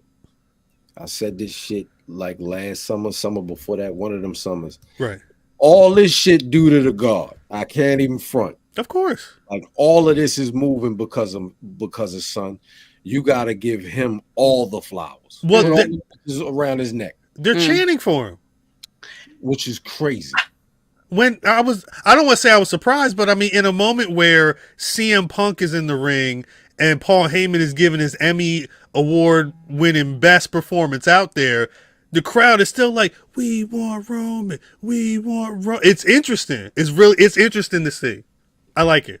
When son come back and then he's still an asshole. That's what I want. It's gonna be That's fire. not gonna happen. It's probably not. It's probably not gonna happen. Yeah. He's gonna be super good guy. Yeah. I doubt that. I doubt that. My thought was him not being a heel when he came in, and then at some point getting back to business after the fact. You're not going to be able to elicit a boo for him for probably at least a couple months. That don't mean he's a face. Wait, but Mimi, how do you see it? Resident. I don't think it matters. I don't think it matters whether Roman comes back. If Roman comes back as a heel again and he's still a dick and he gets cheered, nobody cares because the money is rolling in. It does not matter. Heel work and babyface reactions do not matter anymore.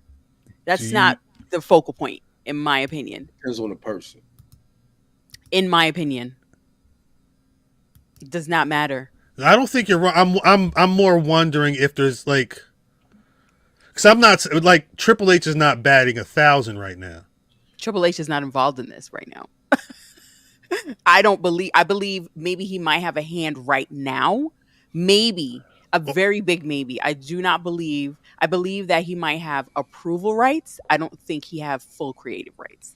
So when I think about this, whatever's happening right now, I don't think about Triple H. I'm not even thinking about right now. I'm thinking of soon.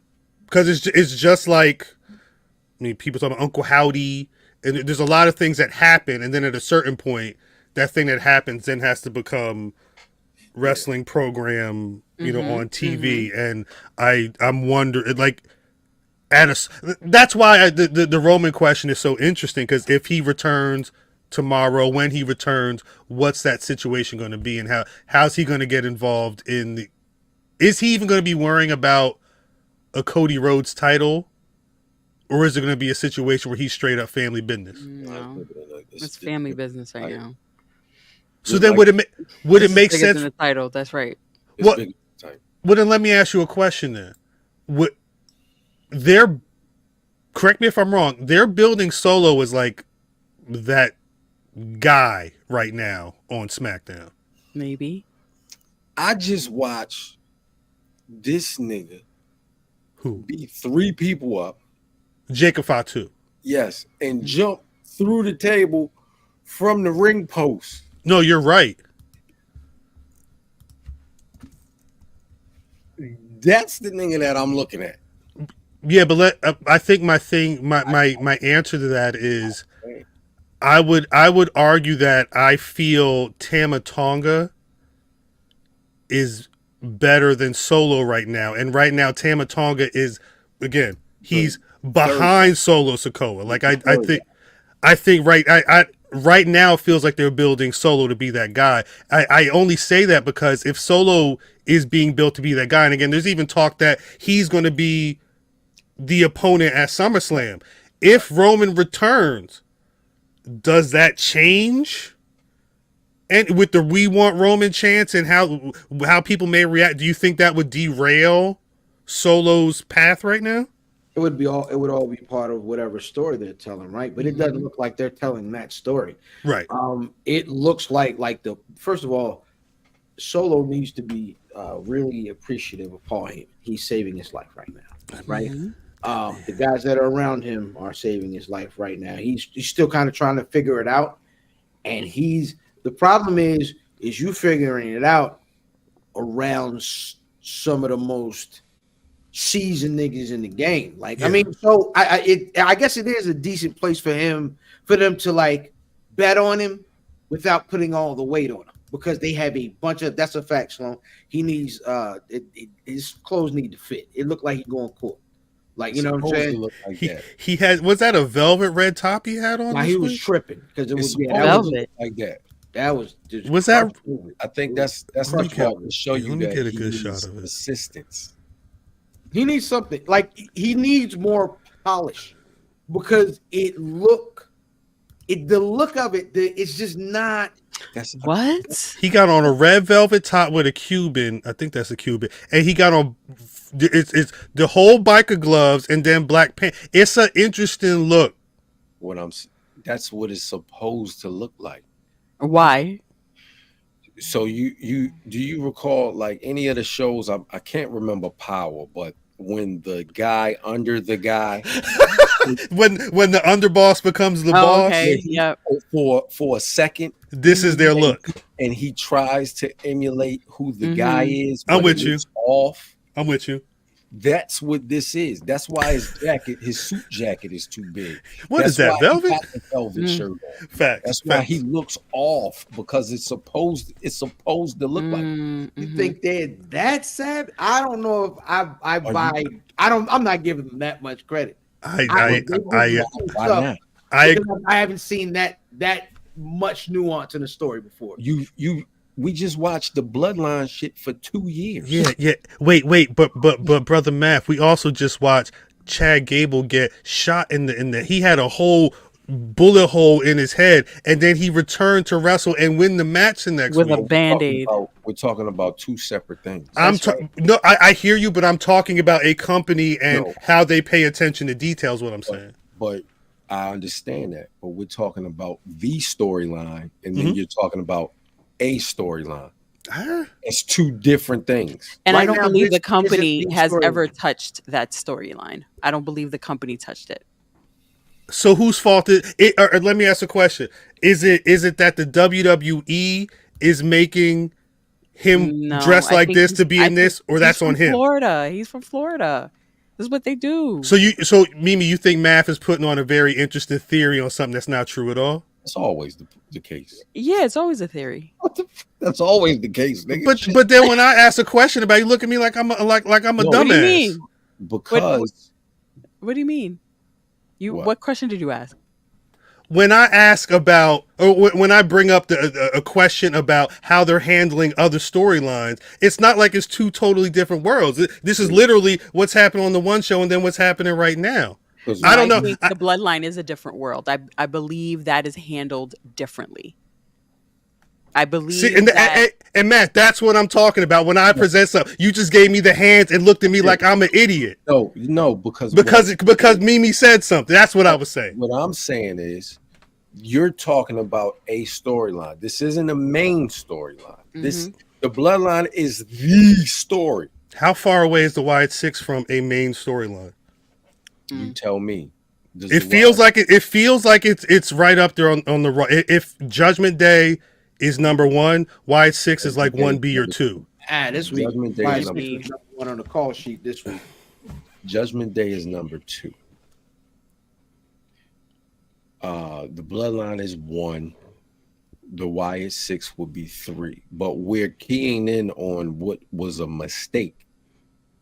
I think that's a mistake. And what's a mistake? Just so I'm clear. The Chad Gable with the blood on his temple, making it look like he was shot, was a mistake on their part because this isn't the storyline. Like, how many people are keying in on that piece? How many people are keying in on the fact that Chad Gable had a wound on his head and then was cleared the next week and won a match? I think a lot of people are. A lot of people who viewed it. The people who wrote it obviously, they like, all right, we just going. Nobody thought about it like that. When we're talking about something, the main storyline has all of these intricate pieces. Why you got Sammy, KO, Jay, Jimmy. It had all of these working pieces. So because this was the main thing, they weren't fucking that up. So who's? You understand what I'm saying? No, I hear you, but then I guess my question is who is this Solo telling himself to dress like this, or is somebody else saying, "Hey, nigga, you're the underboss who's got to look like you trying to fill some shoes you're not filling. Put this on." You don't think that? So when you see Roman Reigns, it never looks sloppy. No, I wouldn't call him a sloppy person. It would never look sloppy, right? Even though it's a tracksuit, it's always like, all right, boom. He put that tracksuit on. He put the tracksuit on every week, and it never looks. You might say, he wore the wrong sneakers, but the tracksuit always looks like, all right, he wearing the fuck out the tracksuit. When you see Solo, it's like, all right, this nigga looks out of place. I'm gonna rock with your theory. The problem with that though is when it's business time and it's the money shot at the end of these matches, he doesn't look that way. He doesn't look off. Right. So if the storyline were that nuanced and they were trying to paint him as being disheveled and sloppy, he would look like that all the time, wouldn't he? How did he look prior to Jacob Fatu saving him? Like that? Nah, he looked like he looked like he needed assistance. That's how did he? Looks. I thought he looked like a man with a plan. When he was sitting in that corner and the three of them were standing, he started smiling. He started smiling when he was in the ring. The driving gloves. He started smiling when he knew Jacob was popping up, when they were standing there like they had the drop on him. I'm just trying to I'm trying to understand your theory, because I'm not sure. I'm unsure on if they're paying that much attention, like Solo Sikoa is paying that much attention to detail. I mean, shit, it don't got to be him. I don't think he's paying attention to detail. I think he's just playing into the role. I don't think he said, "Let me pick up this velvet shirt." He just said, "I got to look like the boss. Let me get some boss clothes." I think that was in his closet. Ain't no way. He didn't go out and cop this. He said, I got a red shirt at home, boss. The Matt Hardy was not in his closet. There's no way. I think it was. You ever watch their Instagrams, like when they post family pictures? When they post family pictures at events, you ever see their outfits? He knew what he was doing when he put this shit on. That's right. Yeah, he put that shit on. That shit was in the closet right there. He was dressing without a license. He dressed That's what like they do all the time. They that doesn't look like he see that on the shelf and like, woo! That's what I'm saying. Just because he didn't have a license doesn't mean he wasn't behind the wheel. He was just grabbing stuff, throwing it in the back, saying, "This gonna look ill when I get to the show." That's what it looks like to me. And that's what happened. He said, "Baby, I'm gonna kill these niggas." That nigga dressed like fat chicken. Right. If you look at that Instagram and them family pictures, oh gosh, I'm like, oh, okay, that was an interesting choice. He dressed like fat chicken is crazy. I mentioned the Wyatt Sicks earlier and Chad Gable, but I mean, what were y'all thoughts on that? I mean, Chad Gable, they had him. Adam Pearce mentioned that he was cleared. And he had like 4 or 5 people security. He had security detail outside his room, but then he had a match. It was a solid 3-way match for a Money in the Bank qualifier, which he ended up winning. And then immediately after, Nikki Cross popped out. He was shook. He cowered in the corner as she was walking in the ring, but then it didn't even seem like she gave a shit about him. Because she had a whole tape. She had to deliver the tape to Michael Cole. How did y'all? Which obviously had the some people saying it was Taylor Rotunda speaking. Some people saying it was Bo Dallas, but it seemed like it was Bo having a conversation with Uncle Howdy. I don't know where, I don't know when, I don't know why, but initially, what were y'all thoughts about the Uncle Howdy's? Bo Dallas's explanation about the Uncle Howdy situation. The first thing I thought is these niggas really see that people care about Chad Gable now. They're obviously, like, damn, I didn't think about that. That's interesting. Obviously, like, he moved straight from whatever he was doing with Sammy and them, and then with, you know what I mean, with Otis and them, right over into this. Mm-hmm. So they see when people had that adverse reaction to him losing that IC match, is that, oh, well, we got plans for this man. We hear y'all, and now we got him. We're invested in it. But I think as far as the Wyatt Sicks goes, and I like how they spell it, I think it was a cool start. Yeah. I'm shook. I'm not sure. I'd be in my head with remember the last time they did this shit? I don't want to think about it. I had to tell myself I can't think too far ahead in the future, because I honestly, I'm not even sure how long this is going to get drawn out. Like, do you think there's 5 other, well, at least there's 4 other people right now. Could we be seeing each one of them having their own tape, and it's like Nikki Cross interviewing, I guess that's Sister Abigail or whatever, having a conversation, like, because it's all motherfuckers you done seen, Dexter Loomis and Eric Rowan and Joe Gacy. Like, these are all recent people. They're still themselves, right? Yeah, I mean, again, based off of the tape, Bo Dallas at the very least understands that he's Bo Dallas and there's an Uncle Howdy. But what happens when 5-0 gets that tape?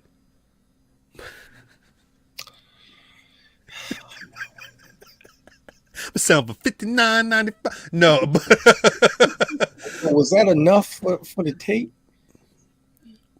What you mean? Was that enough for the old dog tape? He should. I mean, for a murder. 93. 93. That's a lot of money in 93. $59. How much are you spending on the VHS tape regularly? The Girls Gone Wild, I think, was like 1999. Hold on, but a Super Nintendo game was $60. How much was Faces of Death? I $59.95 makes sense there for a homegrown snuff tape. Fam, that's what it is. You are going to jail. I'm sorry, we have jumped, but you are. It's valid. This is valid. You are going to jail for a tape of you committing a murder. And the nigga selling the tape didn't care about that. He wasn't thinking enough. Old Dog did not care. Old Dog was like, boy, just facts. $59.95. Well, they're watching it at a party.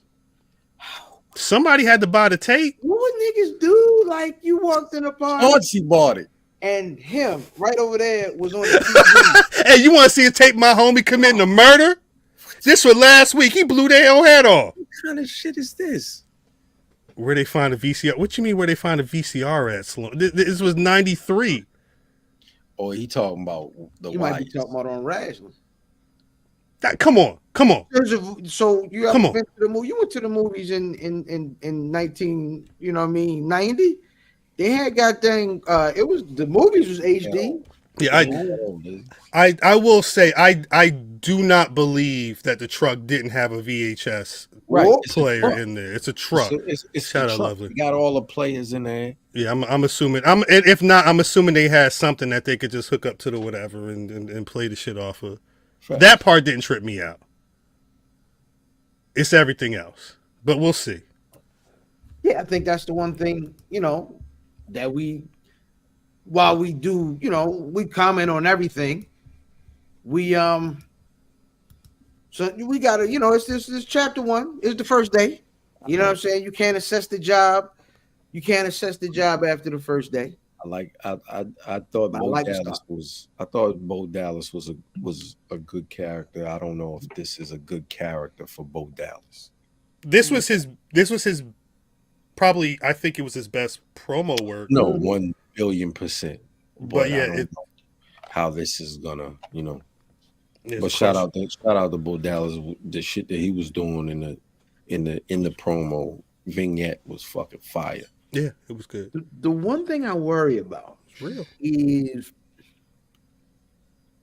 tapping repeatedly into trauma, right? Like, I don't want this nigga to Joker himself. Like, you gotta be able to come up out of that and actually just do stuff in the name of just being Uncle Howdy and not being connected to his brother and losing his brother. You can't live in that. It's got to become something else at a certain point. Yeah, you got to be able to springboard off into something else. Right. And I think that as I was watching the promo, I think that was kind of my thing because he's talking about it. But my question was, how long can we keep going back to this? Maybe that's the reason for the next character. That was my thought. Yeah, maybe that's the reason for that other character, so we could get away from that piece. Yeah. I want to see the Nikki Cross joint immediately, and I want her to tell us how much she hated Nikki Trash, and god dang, I'm with all of that. You're erasing all of the missteps of how they, because I always wanted that to be. Remember when we got, and we didn't know he was a trash individual at the time, but the Funkasaurus, right? Mm-hmm. When he came out, I was like, oh, this is whack. My hope was, and I think I said this here, my hope was that, like, he turned on the gimmick. Yeah. Like, this is stupid. And you know what I'm saying? And then kind of vocalize why they got it wrong and this is what I should be. And that would be a dope thing to see with each one of these characters. Yeah. I mean, 'cause that was kind of what at a certain, I was what the Fiend was. And then if you look at the John Cena, their match, it was kind of, I like that part, the breaking down of the pro wrestling ego.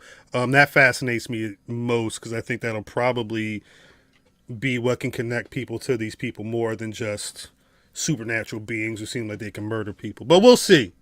I don't think they're going to stay as deep in the macabre, like the supernatural part of it, as much as it looked from the beginning. Like I think they're gonna delve into like what the real folks is. I hope it'll be a different twist than just like seeing people always be powered the fuck up in the Firefly Funhouse or whatever, because that's not a lot of fun in my opinion. Mm-hmm. No, not championship. Shout out Drew McIntyre for destroying CM Punk on SmackDown. That's hate. Well, it always is. This cow and this Punk. Is it hate? Yeah, you hate Punk. You and me. Yes. Just embrace it. Embrace it. It's okay. Yeah, it's hate. I think. Hold on. What's the good? Hey, do Punk got a movie coming out? We went to see Bad Boys, and it was a nigga in the trailer. Got a take too. Don't listen. I like seeing this. This was cool. Yes, that was great. This was cool. But I think the thing is I'm assuming he's not like. I don't know if he's cleared. I'm hoping they can have a match at SummerSlam, because this stuff like this kind of just prolongs. Drew's in the qualifier for the Money in the Bank Monday. If he wins that, I'm assuming Punk's coming out there and screwing him for it. Yeah, like when they're not able to touch, I like the fact that they found way, because someone pointed out to me, shouts out to the homie over at Ringer Wrestling Worldwide. I didn't realize, I think it was Brian H. Waters, I didn't realize we didn't see Drew strike CM Punk at all. All you saw was there was a bang on that door. The door was up, and Punk was already laid down at Drew's feet. What are you saying? I'm saying they've done a very good job of not having them have to get physical while still building a story. Because I would hope that that's going to be one of the more marquee matches at SummerSlam. No, if he is not cleared and he's able to do all this, I truly hope that other people can do the same. I like that. That.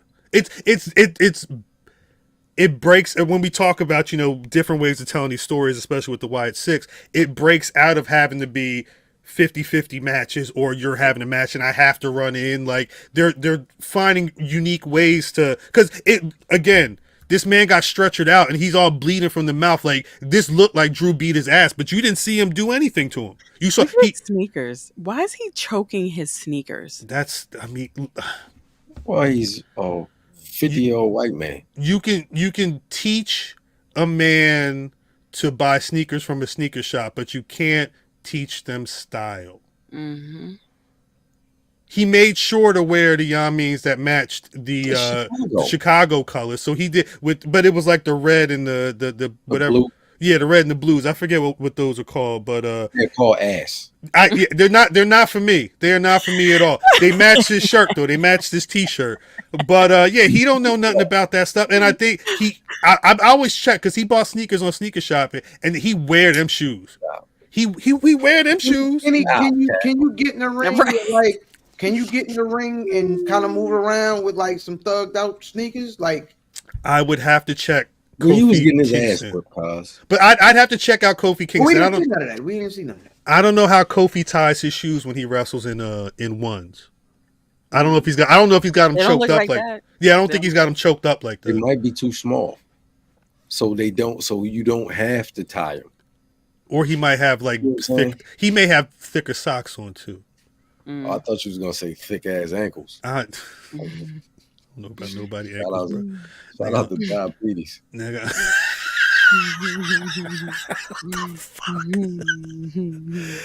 Oh gosh. I'm, to be honest with you, I feel like Seth came out to have a wager with Damien, which I like. Seth said, if I lose, I don't like it. I'm not fighting you for the title anymore, which sounds like he may not hold the title after August, so that don't sound like nothing. But then the other one is Damien would have to leave Judgment. I don't think he's leaving Judgment Day. And if he doesn't, okay. Not off of this match anyway. They're really positioning him as a guy that's not trying to move like the rest of the niggas is moving. Like everybody else is, let's help each other out and cheat. You know what I mean? Let's He get been the girl in a hotel accepting them room. cheating, though, cuz. Huh? He's been accepting them cheating for him. Right, but he keeps saying, like, don't come around here. Yeah, some of the matches is literally like, you can't have your niggas out here. That's right before he got. And then they cheat for him, and he takes the pin. Like, what the fuck? Well, I was thinking in Clash of the honestly, when they did that stipulation of the Judgment Day can't be out at the match of Clash of the Castle, I thought that was going to be when they were going to do the Liv Morgan comes out and helps the Judgment Day person. So I wasn't surprised, honestly, when she helped Finn and JD, because that felt like it was something that was going to happen at a certain point anyway. Is it going to end up being Finn and Liv? I feel somebody mentioned that on the buckle. I don't know if it was Corey. Somebody mentioned that on the buckle. Remember he had the hotel key. Yeah, exactly. And she was in the room when he was playing the game and walked out when Damian Priest was walking in. I'm still of the mind that she's just doing all of this stuff to figure out ways to fuck with the Judgment Day until Rhea Ripley comes back. Like, I think all of this is her revenge tour. I don't know if this is going to end up with like her being attached to. It could, but it feels more like she's the catalyst to stir up the shit in Judgment Day before it actually explodes. Yo, JD looked like when remember the nigga was trying to make the axe for Thor and like he looked.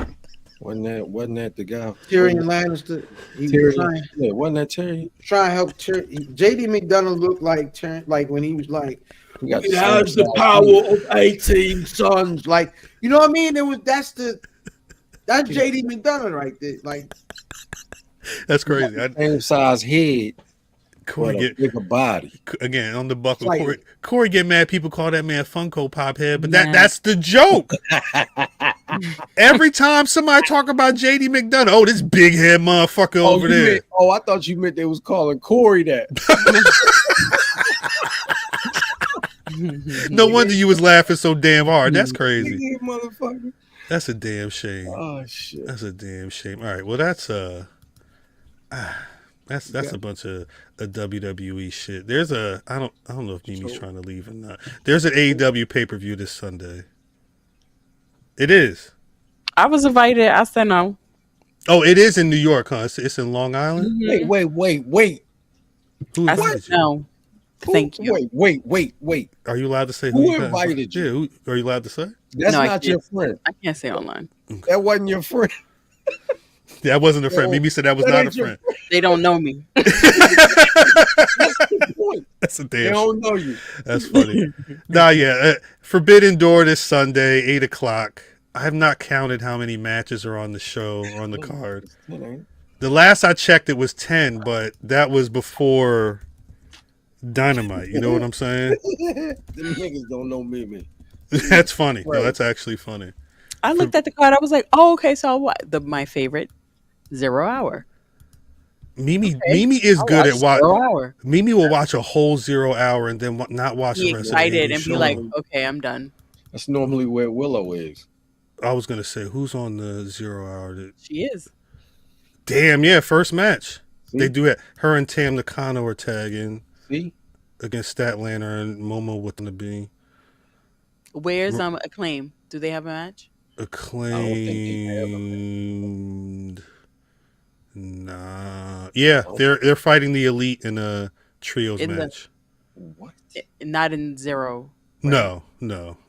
Bowens. Match 11. Yeah, Bowens, Caster, and Tanahashi are teaming up against the Elite in the trios match. This latter match for the AEW TNT Championship will probably be dope. Anytime you got Leo Rush and Dante Martin and Takeshita. Yeah, there's a lot. That's going to be dope. I almost thought Dante Martin was that fight on.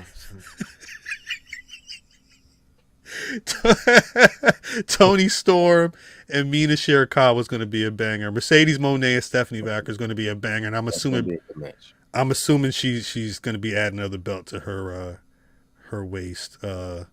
Learning Tree and Jeff Cobb versus Samoa Joe, Hook, and Shibata. Zack Sabre Jr. Orange Cassidy's probably going to be dope. Crazy. Moxley and Naito's going to be dope. Mm-hmm. MJF and you know what I mean? I felt bad because I turned on AEW late that one day. I thought that was one of the Dark Order people. I didn't see it. I just saw a dude with a mask on. I was like, why is he out there? And then I realized that's an actual, no disrespect. I just didn't know who Yami was. Danielson and BET Awards is fucking insane. That is nuts. That's actually nuts. Danielson and Takagi will probably be an ill match as well. There's some decent matches. If you want to watch Will Ospreay, he's going to do his thing too. There's some decent matches on this. I'm going to be honest. AEW TV has been much better with MJF on it than it's been. I did not watch all of last night. I watched last week's show. I watched a clip of MJF and Daniel Garcia. And I was like, yo, what happened? To what? Go ahead. What? So MJF is fighting Daniel Garcia at Wembley. Is that the move? Is that going to be the move? MJF and Daniel Garcia? That would look like. Does Daniel Garcia do? Because he got the whole. He did it at the end. Fourth Rope got them T-shirts out with him with the blood on his face. He gonna be doing the Yami with the blood on his face T-shirt? Probably so.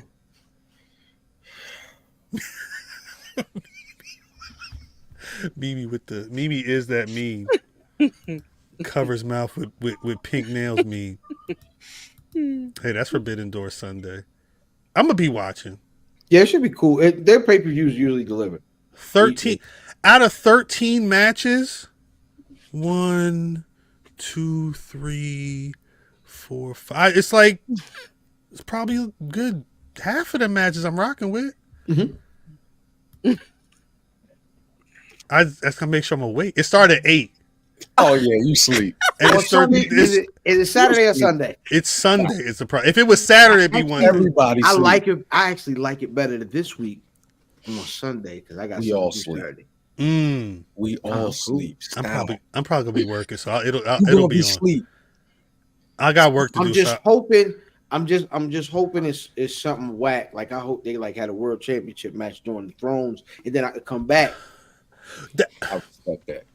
I will say, because someone said it's summertime, that means everything is happening. Like it's a debate, it's a draft, there's 5 things happening tonight. Let alone your Sundays with the Bear just came back. But that's you can binge Bear all of the Bear episodes is out. However, the thing is, it ain't no goddamn how. It's just baseball now. It's just baseball for you, because I will say what I'm saying is the NBA season is over. You're right. Like all the major sports are over right now. The biggest 2 sports are the WNBA and that's for the new phony niggas. They won't last. It's a lot of new. You know what I mean? But and then it's baseball and. I was going to say because like if you white, like soccer's going. There's like 2 different soccer tournaments going on right now, and the Olympics is like right around. I'm just not gonna be. I can't phony like a lot of these niggas is phony. Don't watch basketball like that. Correct. Don't be. But phony. A lot of niggas that don't like basketball, they all got words to say. And because Caitlyn and she did it because she white. She's not black.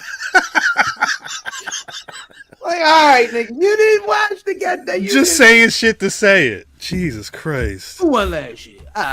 Exactly. I was more in the college game. No, that's not. That ain't. More in the college game. I was more into the college game, and I did before. NCAA men's must have been trash because nobody cared about the NBA draft this year. No. Except for Brian. It was nobody. It's been quiet except for Bronny going to the Lakers. That's the only thing I really saw that made a splash. It depended, and I don't want to get into fucking basketball talk. It depends if you really into shit. Ball. Yeah, man, 8:00 tomorrow night. If y'all online, I might feel like getting busy. Keep your ear to the grindstone. Okay. Okay. Shit. No, before we get out of here, Dijak posted on his Twitter today, if I'm not mistaken. He had a whole letter, and he said that his contract, he's a free agent as of tomorrow, June 28th. He said he tried negotiating after having one of the bangers during Mania weekend, which I think a lot of people thought that triple threat match at Stand and Deliver was one of the top matches from WWE that weekend. He was talking about not missing bookings and always like doing what was asked of him. I will say I was surprised that he went from NXT to the main roster earlier this year, or a couple months back, because it didn't feel like there was really room for him to. If he's going from NXT to the main roster, you would think there would be some type of push that would go with that, but there's too much going on right now. So while I'm not surprised that they're letting him go, I was wondering, chat, y'all in general, I guess where do y'all see Dijak going, and like where do you think Dijak ends up towards the end of the year? I think TNA. I think that's I would like him there consistently on TNA TV. You think he'll be by like December? Yeah, I think. But that's who he tagged. He tagged a whole bunch of people. Mustafa Ali did. He quote tweeted Dijak's tweet and posted a picture of himself in Retribution, saying, basically saying, "I dare somebody to book an 8-man tag match, but with them without the mask on." I don't know if they care, but yeah, Dijak to TNA kind of makes sense.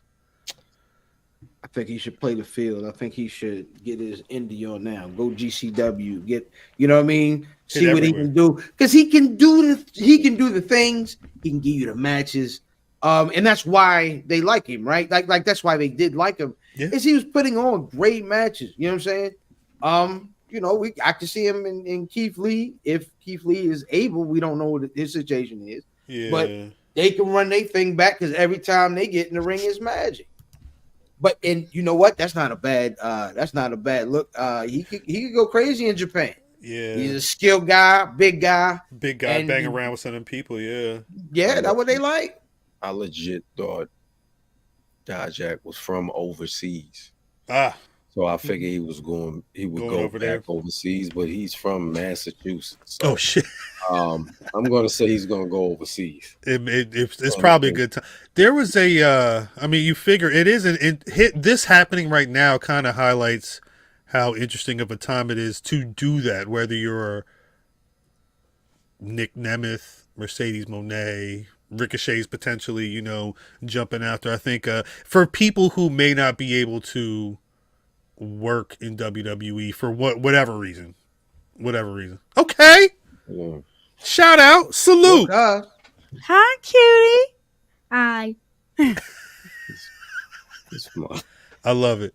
I love it. Can you move the camera a little bit? A little brownie. Yeah. There you go. A little bit lower? Yeah. A little bit lower. Some more. And to the others to the left. Yeah, move. Go to the left. The other way. There you go. Yeah. Perfect. Yeah, that's great. Perfect.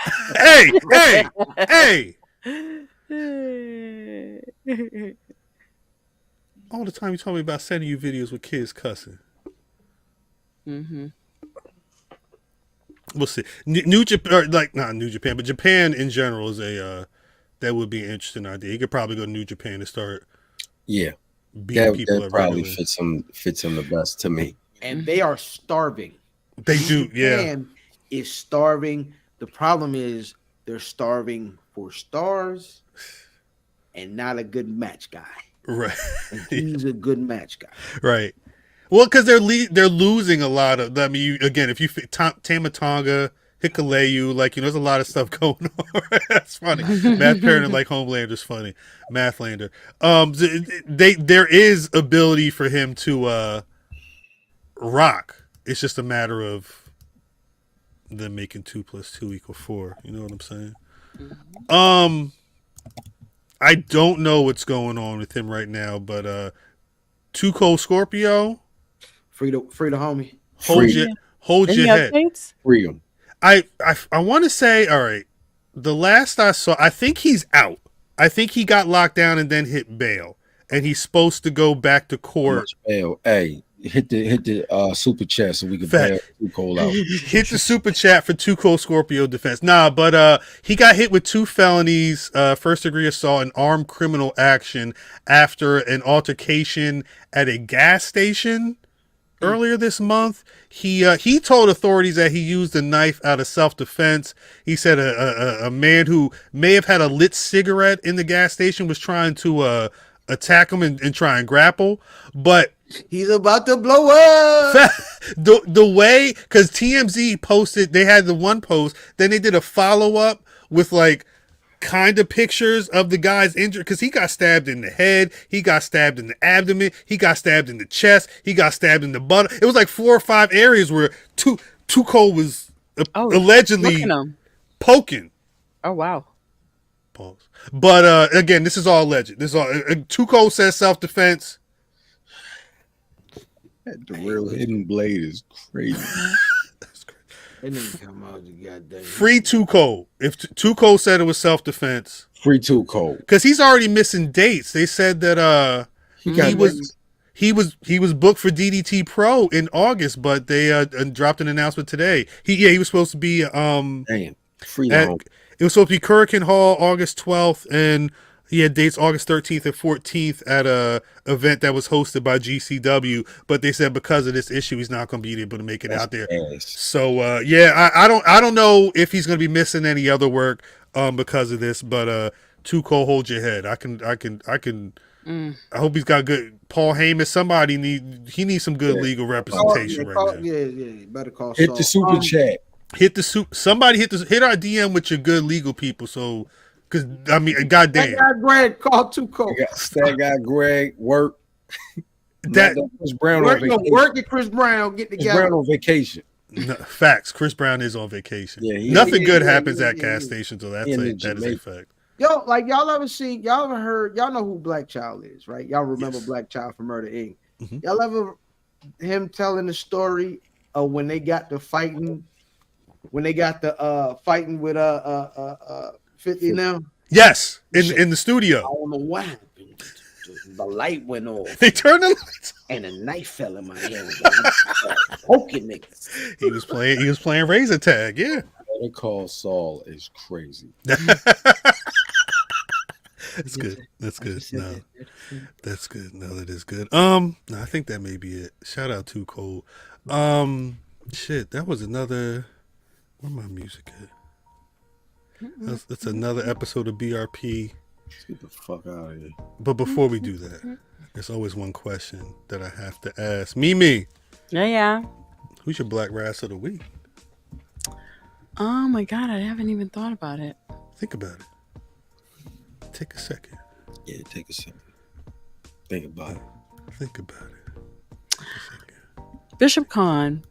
Okay. I fuck with Khan. Shout out to Khan. I fuck with Khan. He has been coming up on my timeline. He had a match on Wednesday. Yeah. Did he win? I don't believe it was a tag match. I want to say it was him and Toa Leona versus Ospreay and Swerve Strickland. Yeah, they was fighting Ospreay. That was their go home show before Ospreay and Swerve have a match Sunday. But Khan's dope. I forget what the movie did off the top rope in that match, but that shit was hard. Mm-hmm. I saw the clip earlier. Happy birthday, Kels. Happy fucking birthday, Cal. Happy birthday, Cal. Salute. Cal. Salute. Cal's always supported. 44? Hey, don't do that. No, you gotta sell. I got a few people that didn't make it to 40. Trust me, I know. I know. So you gotta.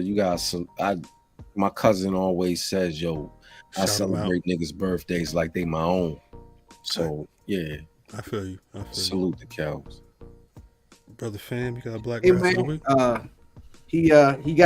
He came out represented this week at Fight. He did catch a beat down from the block, but he in line. I believe he is very, very much in line to possibly become that next Chocolate City champion, man. Shout out to Brother Grimm. Shout out Mr. Grimm.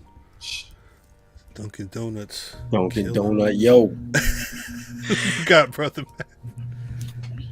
There you go. Talk about it. Shout out to the God. I like that shirt. I like the Mortal Kombat shirt, but the other shirt is way better. Shout out to Jordan Holt. Shout out to Jordan Holt. Jordan, if you see this shit, you know we support you, my nigga. Keep doing your thing. Salute. See, shouts to Rock again. Happy belated birthday. Hey, look, man. No, let's move Rock right out the chat right now. Happy birthday last I had to block him. How can I block him like I blocked the first? Remember the dude I had blocked a couple weeks ago? No, you banned that nigga. That's a ban. That's hey, FY, that was me. Ill fam 79. I did. My Black Rass of the week. Shit. It's gonna be Shelton Benjamin and Jonathan Gresham. What did they call it? Y'all saw the match. If you haven't heard the commentary, and again, this is what I called it on Patreon. I want to say Chris Lee called it the longest handshake ever. One of the storylines in that match involving the shaking of a hand and how that could turn into some mat rap. I put my face in that rock. That's gross. Whew. Shout out to those two. I anytime you want to throw a Shelton Benjamin, Jonathan Gresham to Darius Lockhart, I'm a watch. Anyway, before we get out of here, shouts to the chat. Mimi, where can the people find you on them social medias? Right there on the screen. Over there. If you want, youtube.com/Black Rasslin. If you're listening, go find this point in the show. Her Yami's on the screen. Champ. Hey man, IlFam79 in your social media choice. At Where's Buffy? Like I said, man, y'all listen, chat, folks, around 8 o'clock tomorrow. Y'all ain't doing nothing now. I might feel talkative. There you go. I like it. Matthew. Say less. At Cal on Twitter. At Black Rasslin on Twitter, Facebook, and Instagram. BlackRasslin.com is a website. As always, you can find Black Rasslin on Spotify, Apple Podcasts. Google your favorite podcast. We should be there. Patreon.com/Black Rasslin. Make sure you're paying that $1 or paying that $10 to get content like this, but it's going to be the shit that's going to get us kicked off of YouTube. There's a special Bulls in the China Shop happening tomorrow. We're dropping tomorrow on Friday. Piece of Bad Liquor Drinking Jermaine. I don't know if he's still in the chat, but we had a gang of fun. Vin hit me yesterday. Was like, "Oh, get on!" That was a brilliant idea. We talked about kids with silver teeth. We talked about the Hawk Tua girl. We talked about Terrence Howard and Neil deGrasse Tyson. There's Mr. Belvedere playing the Ice Capades as a Nintendo character. Shouts out Jermaine. It's so much in that episode. It'll be dropping tomorrow morning on the Patreon. Pay that $1, pay that $10. Cuz been sipping. He was sipping in that episode. He was talking with an accent. He was sipping in that episode. YouTube.com/Black Rasslin. Talking like that nigga that got hit with the chicken and on goddamn, what judge was that? The nigga from Detroit.